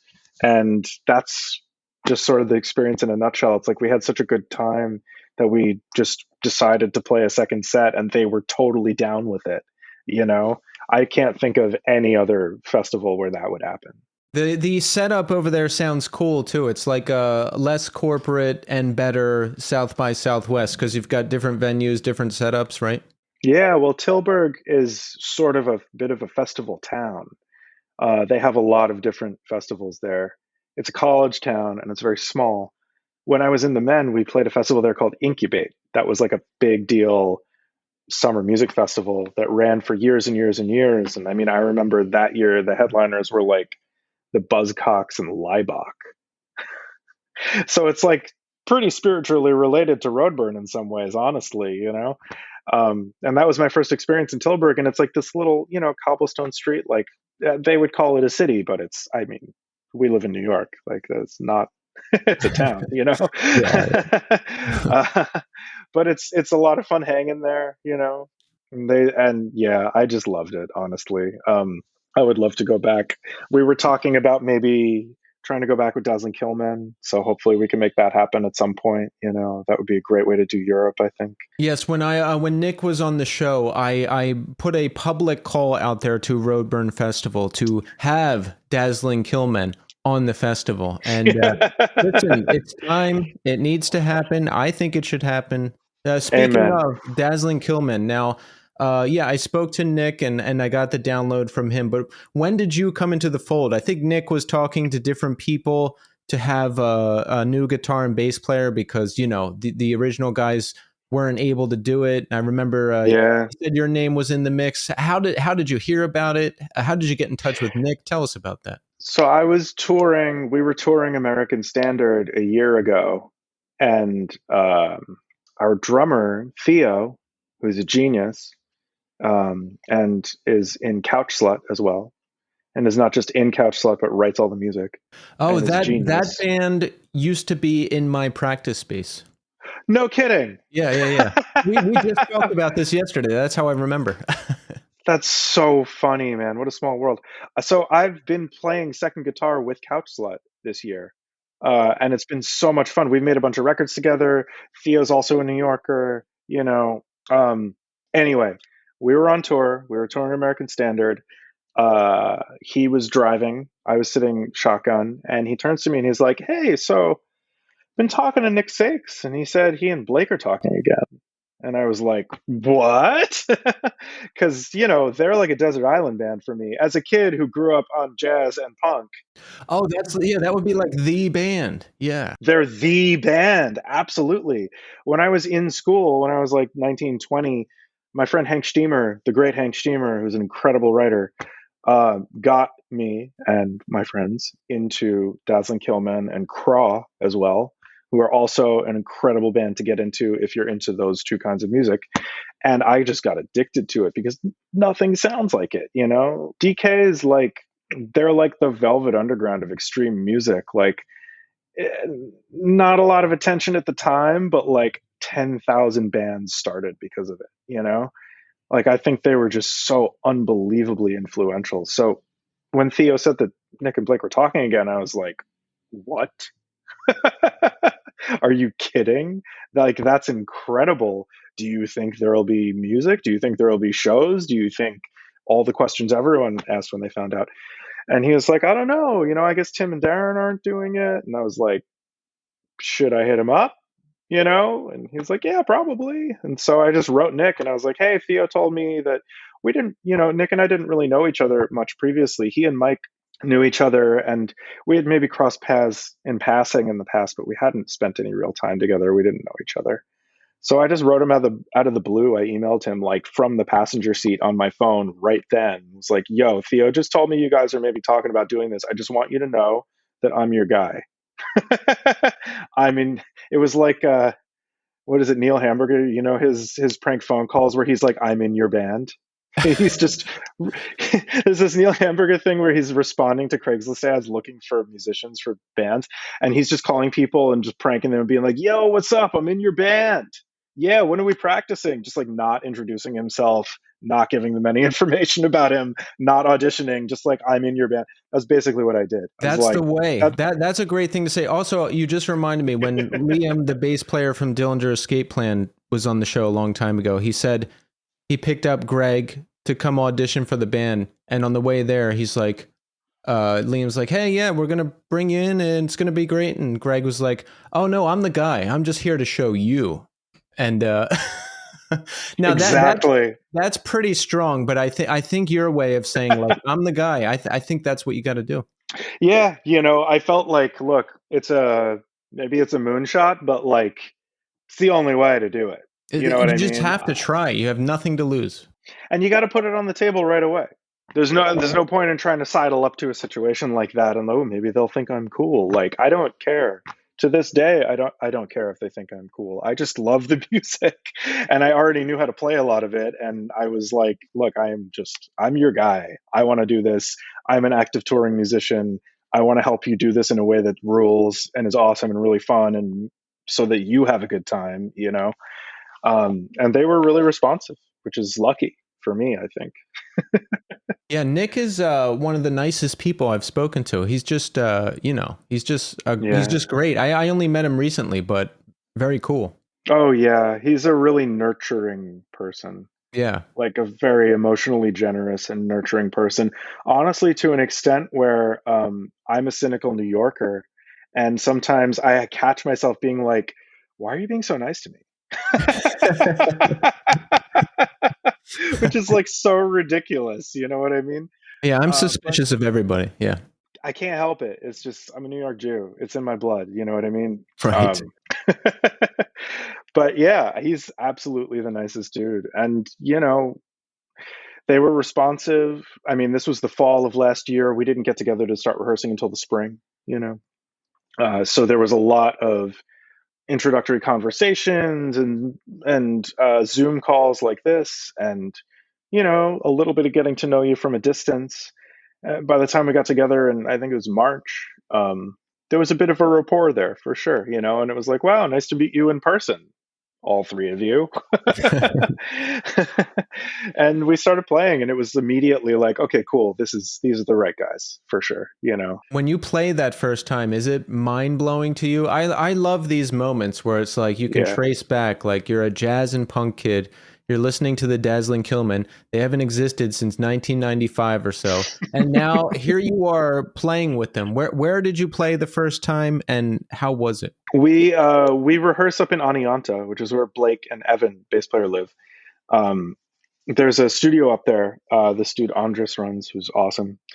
And yeah, we just rehearsed in the live room of this awesome recording studio. So we all just met up there and got in the room for the first time and played staring contest. And it was like, okay, like fuck. I guess we're Dazzling Killmen. Like it was definitely a moment. I think it was emotional for everybody, to be honest. You know, especially for those guys. I mean, there's so much baggage for them not having done it in 30 years, and the way that it ended, and they were so young when they were doing it, and so obviously they weren't all treating each other very well, or as well as they could have perhaps. Um, so you know, there's a lot. Their experience of being Dazzling Killmen is like loaded, you know, and this is a chance to redefine that, and I think that's really meaningful for them, and for me to get to be a part of that is super meaningful for me, because I'm a weird kid. I'm a weird indoor music kid who likes jazz and punk and recording. Yeah. And doesn't like hanging out with people. So, you know, that's like a dream come true in so many ways. Yeah, I feel you on all of that. Yeah. Yeah. How were the shows? We just finished the run of shows, right? Yeah, they were great. It was awesome. It was so much fun. It was like getting to play that music every night is, you know, how it is like when you're on tour playing music and it becomes easy at a certain point. For this music to become easy is a crazy feeling, you know. I've been in some bands that have played really complicated music before. When I was in my early 20s, I was in a band called Z's. That's like all instrumental sheet music, really intense. Like at the time, it was very, I think, compositionally cutting edge. They were like at the forefront of new music and spectralism, and bringing elements of punk and hardcore into it as well. But it was instrumental, and it wasn't like combining things the way a band like Dazzling Killmen or Dillinger or Converge or something like that would do it. It was a completely different kind of music, had more in common with No Wave or something, but it was incredibly difficult. Like just on a technical level, playing this stuff was like crazy. You had to be on a really high level of musicianship to do it. And we toured for years, and the stuff became easy over the course of those tours. So I was familiar with that feeling of like, wow, this is the craziest shit ever, but we're just like smoking joints and tossing it off basically and like nailing it kind of thing. So I had that. I recognized that feeling, you know, but I hadn't really done anything that crazy musically, that level of complexity, I should say. I don't think since then. So it was really nice to re-access that feeling and be like, damn, we're just like slaying this incredibly difficult stuff. And it was really fun to watch the crowd while we were doing it because people are like so enthused to get to. Most of the people that came to the shows never got to see the band, you know, myself included. So like, what an incredible experience to get to share with everyone, you know, as it's really meaningful. That's awesome. Yeah, I was talking with Nick about that ramp up, you know. You hit, like, it's good to play a bunch of shows together because you just hit that point where you're like, we've got it. Let's do this. You're rolling. Yeah, absolutely. Yeah, you know, a bunch of rehearsing in the days leading up to the first show, and the first show was kind of a warm up gig, so we had a lot of runway, and I think that was by design because it's been 30 plus years and no one knows what's going to happen, and let's just play it safe. So by the time we did the warm up show, it was just like, That's great. That's what you want. yeah, for sure. Did you do back-to-back sets at Dark Days, Bright Nights Festival? Yeah, and at the New York show as well, with Couch Slut and Uniform and Dazzling Killmen. At Dark Days, they actually they put Cherubs in between Couch Slut and Dazzling Killmen, which was nice. Yeah. So I could take a little break. But at the New York show, it was just the three bands in a row. So I just like stayed on stage for 2.5 hours. Is it like hard for you? Was it hard for you? Because, okay, if I'm just playing bass or guitar, I think I could do it. I think I could do it. But I play guitar and yell in a band now. I could not do that back to back. I could not do that vocally back to back. I'm not at that point now. Hopefully I'll get there. I don't know. But how was it for you? Yeah, I mean, I think if I had had to sing or play the drums, it just would have been really hard, you know? But guitar it's my shit, you know? Like, if you want me to play guitar for 6 hours, you're making me happy. You know what I mean? Yeah. I used to do a lot of solo guitar performances. I had this project that I was really active with like about 10 years ago. And it was just me and my guitar and no looping, just tapping, playing the guitar. And I would do these it's like durational music. It was like minimal durational kind of Terry Riley, Steve Reich kind of influenced, a lot of Morton Feldman in there. Really psychedelic, but like not very affected. So I was just playing these like nonstop 30, 45-minute sets without stopping at all. And there was one show I did where we set up a quad PA. So the delays I was using were a little longer. And I started playing and I closed my eyes and I kept playing and I kept playing and I kept playing. And then I opened my eyes when I was done and it had been 3.5 hours. Really? And yeah, and I had no idea. I opened my eyes and I remember Luane, Dream Crusher, was in the audience. And the first thing I heard when I stopped was Luane just going, ah! Because they couldn't believe what had just happened or whatever. And then my girlfriend at the time was mad at me because she'd been standing there for 3.5 fucking hours watching me tap on the guitar. And she was like, why are you making me be here? But I've always been, you know, I've always been really into pushing myself, and I've always been really into like extending the possibilities of what can be done and stuff. So for me, playing with these three bands that I love, you know, was like really fun, honestly.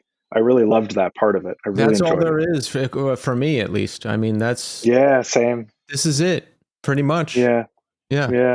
Absolutely. You opened a new studio in 2020 called Circular Ruin, yes? Yes, we did. Yeah, tell us about that. Who's involved? How did it come together? Tell us about that. Cool. It's there's three of us. It's myself, it's Randall Dunn, and it's Arjon Miranda.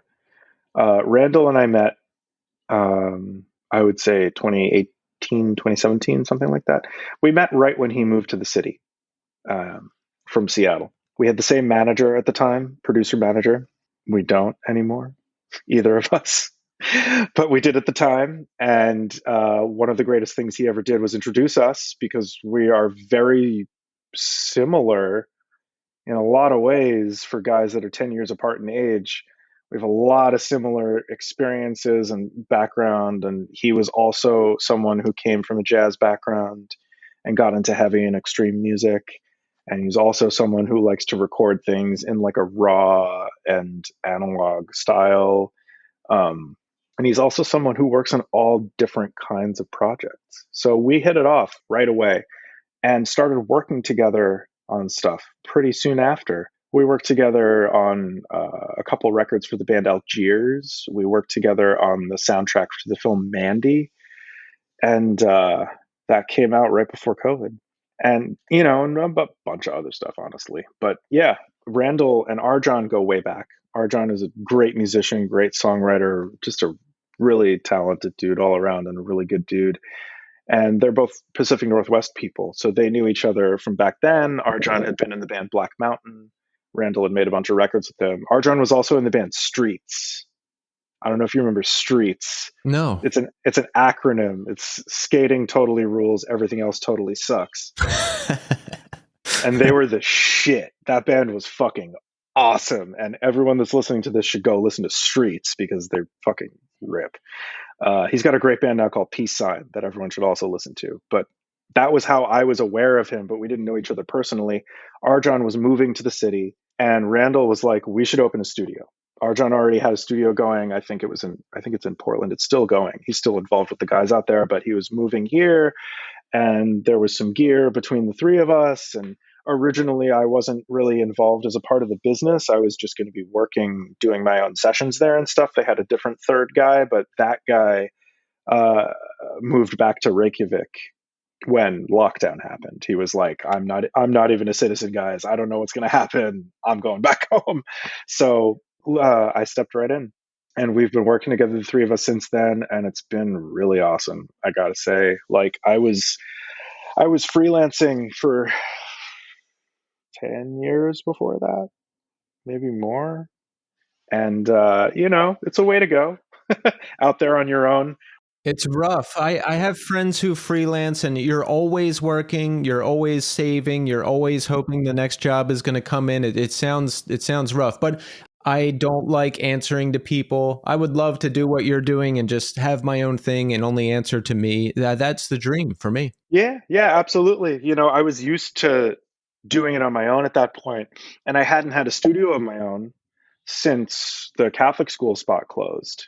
So the bishop that was in charge of that situation, or the priest, sorry, that was in charge of that situation, was not a bishop, was also an army chaplain. And this was like 2008, something like that. So he got called up to Afghanistan, just like overnight. They were like, we need you. So he left basically overnight, and then whoever was above him in the church that was in charge of the property and stuff was like, okay, everybody get the fuck out. And that was the end of that. So, I was like, damn, how am I going to find cheap rent, make a living, et cetera, et cetera? And my buddy Daniel Schlett, who's an incredibly talented producer and mixer and engineer and musician, who owned a great studio of his own at the time called Strange Weather, where I've made a lot of records, that is sadly no longer active. He was like, don't open another studio. Work at my studio. Work at other studios. Don't build another studio. It's New York City. There are so many studios. So I didn't. And I spent, the better part of a decade or more bouncing around. I got to travel for work a lot as a result, because I wasn't tied to one place, which was really cool. I got to work at studios all over the world, and now I have relationships at studios all over the world, which is really valuable. So I hadn't had my own home base for that entire time. So when those guys brought it to me, I was characteristically suspicious. and after some lengthy discussions and trust building exercises,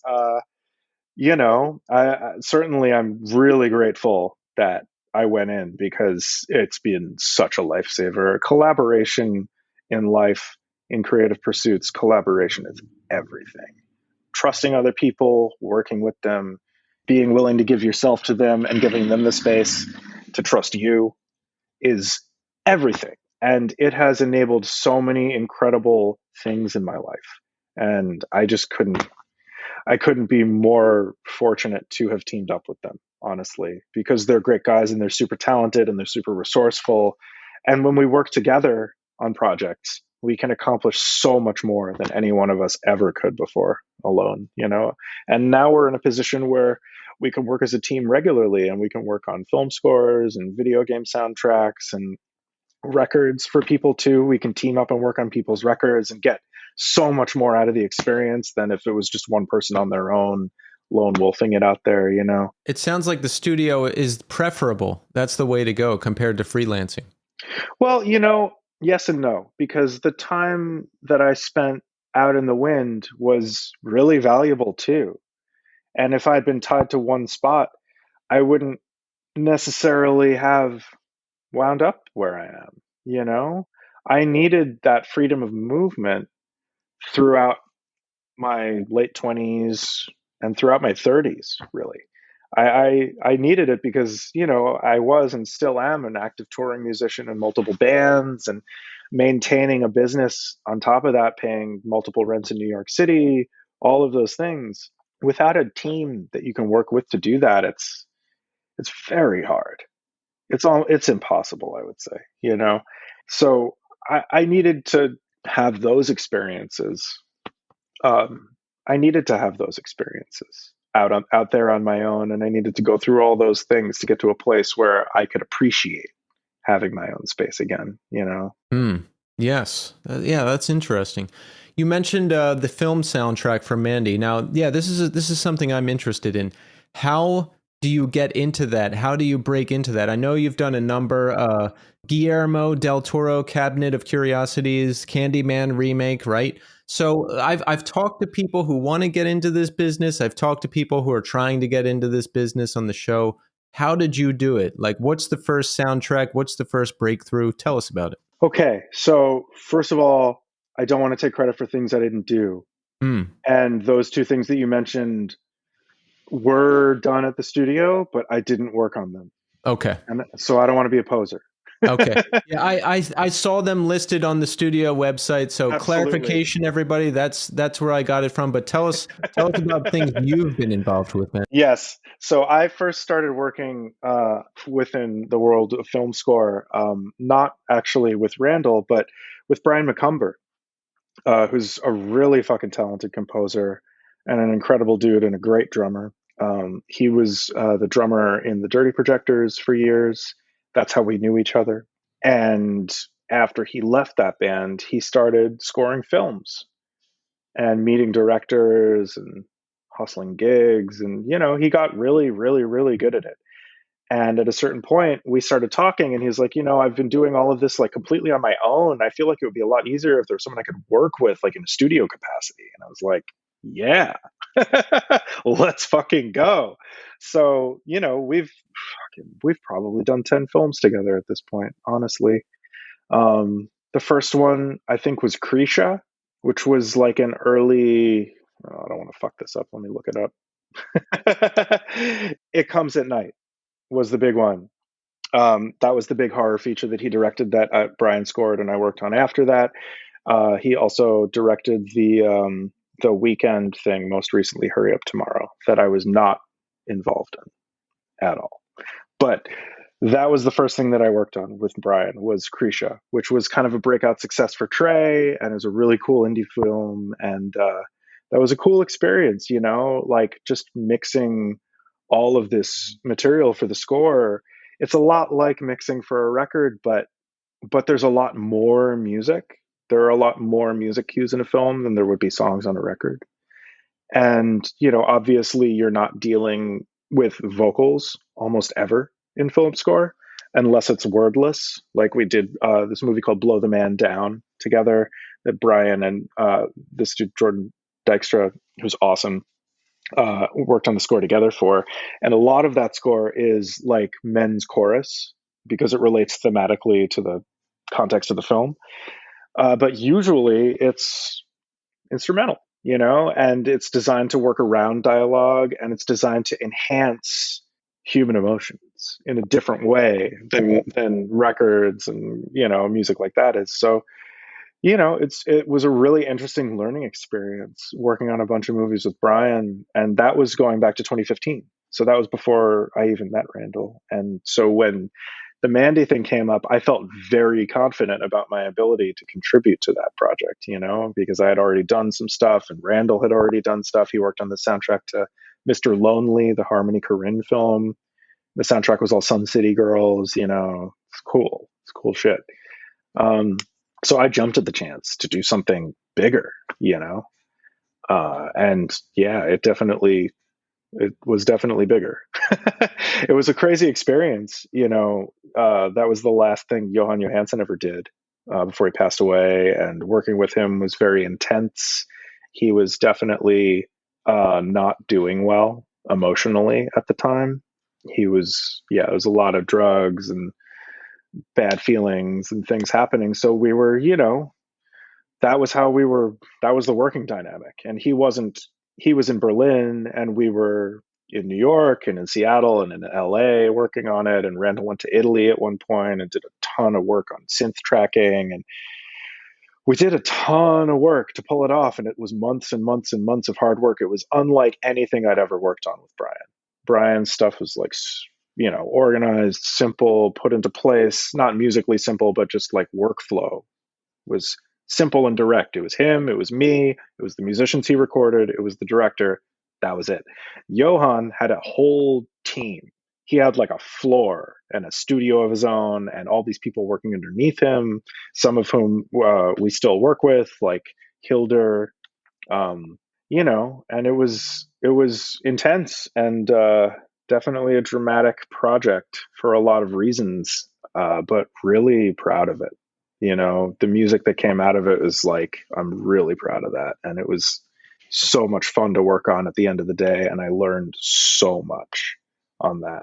It was like a really, really amazing experience. And even though it was hectic and a guy died, which sucks, you never want to see that happen. It was still, I think, I'm very grateful. How does it work? Do you get specific instructions like, I need this for this scene, I need this for this scene, or do you watch it and have to come up with something, or how does it work? Well, it depends on the project. A lot of the work that we do on film score is production and mixing and engineering. We do a lot of partnering with other composers and help them realize their score, And so that's collaborative for sure. That's definitely collaborative. But in those instances, they're doing the initial spotting, and they're talking about feelings and emotions with the director and coming up with a tonality. And then they get us involved and we help augment that tonality and realize it and make it, we work with the directors as well and get it to a place where it's more so. But we also do a bunch of composition now. And that's something we're pursuing even harder. So yeah, you get a scene. Usually you get, initially you'll get like clips, usually like 1-2 scenes here with temp music. You talk about style and idea, you talk about emotion. The stuff that's like a jump scare or a big drone and a tension building scene, those things are obvious. The things that directors usually want to talk about are larger themes, larger creative themes that they're working with in the writing and the direction and the editing in particular, to convey the story in the way that they want. And then they usually have a pretty solid idea. Directors are always super into music, so they always have a pretty solid idea of like, this is the stuff I was listening to when I was writing it, or like, this is the stuff that really contrasts the emotions of the scenes, whether it's another film score from a film they really like, or a bunch of songs from a record that they love, or whatever the case may be. And then you work through, okay, how does this become ours? How does this become yours? How does this become realized? What form does it need to take? Stylistically, instrumentation, orchestration, etc. What does it need? Does it need big guitars? Does it need strings? Is it all electronic? Is it a hybrid of those things? Is it all percussion? What does it need? So we're all huge fans of film score, just in general. We're all like record heads, we're all movie heads. We all love the standout scores. I love the Get Carter score, the original. I think that Roy Budd score is probably one of my favorite records of all time, you know. Yeah, I was into that. I had the Jurassic Park soundtrack as a kid, Yeah. the instrumental, and I've always been a big fan of like the perfect pairing of song with film type of thing. Like Yeah. Yeah. I love God Moving Over the Face of the Waters at the end of Heat. You're not going to beat that. Yes. Or Yes. the Brian Eno song at the end of Traffic. You're not going to beat that. Yes. Like that. Absolutely. Yeah, like stuff like that. Yes. Yeah, absolutely. You know, and I'm a huge fan of orchestral score too. Like I love Jerry Goldsmith. I think the Sum of All Fears score is one of the most beautiful pieces of like Russian romantic classical music ever written, to be honest. Um, Later on, Randall and I got to work with Danny Elfman on his record Big Mess. We mixed, you know, the whole thing, and then they wound up using one of them. And it turned out that they had 5 different teams of mixers working on the thing at the same time. Whatever, you know, big projects get like that sometimes. But that was also, you know, talk about Russian romantic. I mean, that guy is the way he thinks about music is just incredible. We mixed that record for 3 weeks and we FaceTimed with him every day, and the conversations were just so informative. Totally changed the way I think about voicing string arrangements, totally changed the way I think about orchestration in general. Like, the guy is an absolute genius. Obviously, I'm not the first person to say that, but that was an incredibly educational experience. I think that's my biggest takeaway from this conversation is collaboration is key. Yes. And I am not a absolutely. big collaborator because I like to sit here by myself and just work on my shit. But hey, if there's room to collaborate more, I'm gonna. Well, no. How about this? Every one of these conversations is a collaboration, huh? I was about to say that. There This you go. art form that you're participating in right now is intensely collaborative. In fact, There you go. I'm it already pretty doing much it. only works via collaboration. I don't think I've ever heard a podcast that's just one guy talking. No, most of them are. That's why this one is better. Yeah, there you go. It's the host talking over the guest, and then the guest wants to get out of there. That's most podcasts. And listen, everyone at the New Scene, we strive not to do that. So, well, Ben, let's talk about what's coming up. Uniform put out American Standard last year, which is great. I was actually at the record release at Bowery Ballroom. Oh, thank you. Yes, Hell yeah. great stuff. Tell us what's coming up with Uniform. Tell us what you can tell us about Dazzling. Tell us about anything else that we haven't discussed. Lay it on us. For sure. Uniform is going to do 4 shows in November with Boris. I'm very excited for that. That's going to be a lot of fun. Not collaborative, unfortunately. We're still trying to figure out a way to make collaborative shows happen because we made a record together back in the day that we're all very proud of. And we haven't been able to get on stage together and actually perform the songs. So I would love to make that happen at some point. But we're just going to be, they're touring Pink. I think it's the 25th anniversary of Pink. So we're going to be opening 4 of those shows, including New York at Brooklyn Steel, and in Boston and Toronto and Montreal. I'm really looking forward to that. We're going to have probably the biggest band we've ever had for Uniform on stage at that point. 2 drummers, 2 bass players, keys, myself and Berdan. So that's going to be a lot of fun. And I'm really excited to play that music with that size of a band on those stages. You know, That's going to be huge. it's going to be huge. It's going to sound huge. It's going to be powerful. So I'm really excited for that. Dazzling Killmen later in November are doing 3 shows in the Midwest. We're playing Minneapolis, we're playing Chicago, we're playing St. Louis. It's going to be great. St. Louis hometown show is going to be intense for those guys, I think. Looking forward to that. Those are kind of the end of the plans in terms of performances for this year. I'm really excited about all of it, though. After that, we're going to start writing a new Uniform record. You know, I have a couple plans in mind. I've wanted to do an all electronic EP for a long time that has no guitar and no drums. So, you know, I really want to do that. I also really want to write another record for the full band because I'm really happy with American Standard. I think it's a record of ours that I'm beyond the happiest with out of the whole catalog. I think it's the best thing we've ever done by a mile. And I think we got to keep exploring that format because there's so much you can do when you collaborate with many musicians. It's true though, that's what made that record the best, is because we got all these incredible musicians involved and we were able to, share ideas, and that really made it better. So I'm really excited about that too. I want to make another full length. I have some ideas towards that. Not musical ideas yet. I'm reserving my right to be inspired, but I do have some technical ideas that I'm really excited to get into, that I don't want to say too much about, but it involves like a new kind of guitar that hasn't really been explored in our genre at all. And I'm very excited to get into that and see what we can make happen with it, because I think it could sound like a totally new thing. Mandolin? So, no, I'm just kidding. It's ukulele and whistling. Wait, I just had an idea. Down-tuned mandolin. Here, someone snap that up. All the rage right now. No one's done it with mandolin. Now's your time. We've been talking about maybe doing Dazzling Killmen acoustic. That would be interesting. Yeah. I think it could be really cool.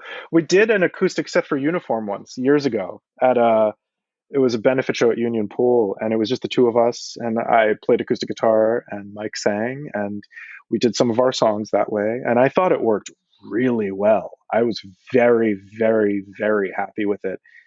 It's just not what we're known for at all. So that got me really excited. And I think that the songs that we did translated really well to like a unsettling, quiet, creepy format in that way. So I think the Dazzling Killmen music could work really well like that. But I could see like a Dazzling Killmen Tiny Desk concert. I could see that. Yeah, I would love that. Let's get Roadburn and the Tiny Desk. Those are the plans for DK, I think. Yeah, whoever's listening to this high up in the music industry, we know you are. Let's get it done. Come on. Hook us up. Ben, this has been great. Listen, I wish you continued luck and success and everything else with everything you're doing. Thank you. Thank you for coming on the show. Thank you very much for having me on. I'm really flattered to have been invited, and it's really great talking to you.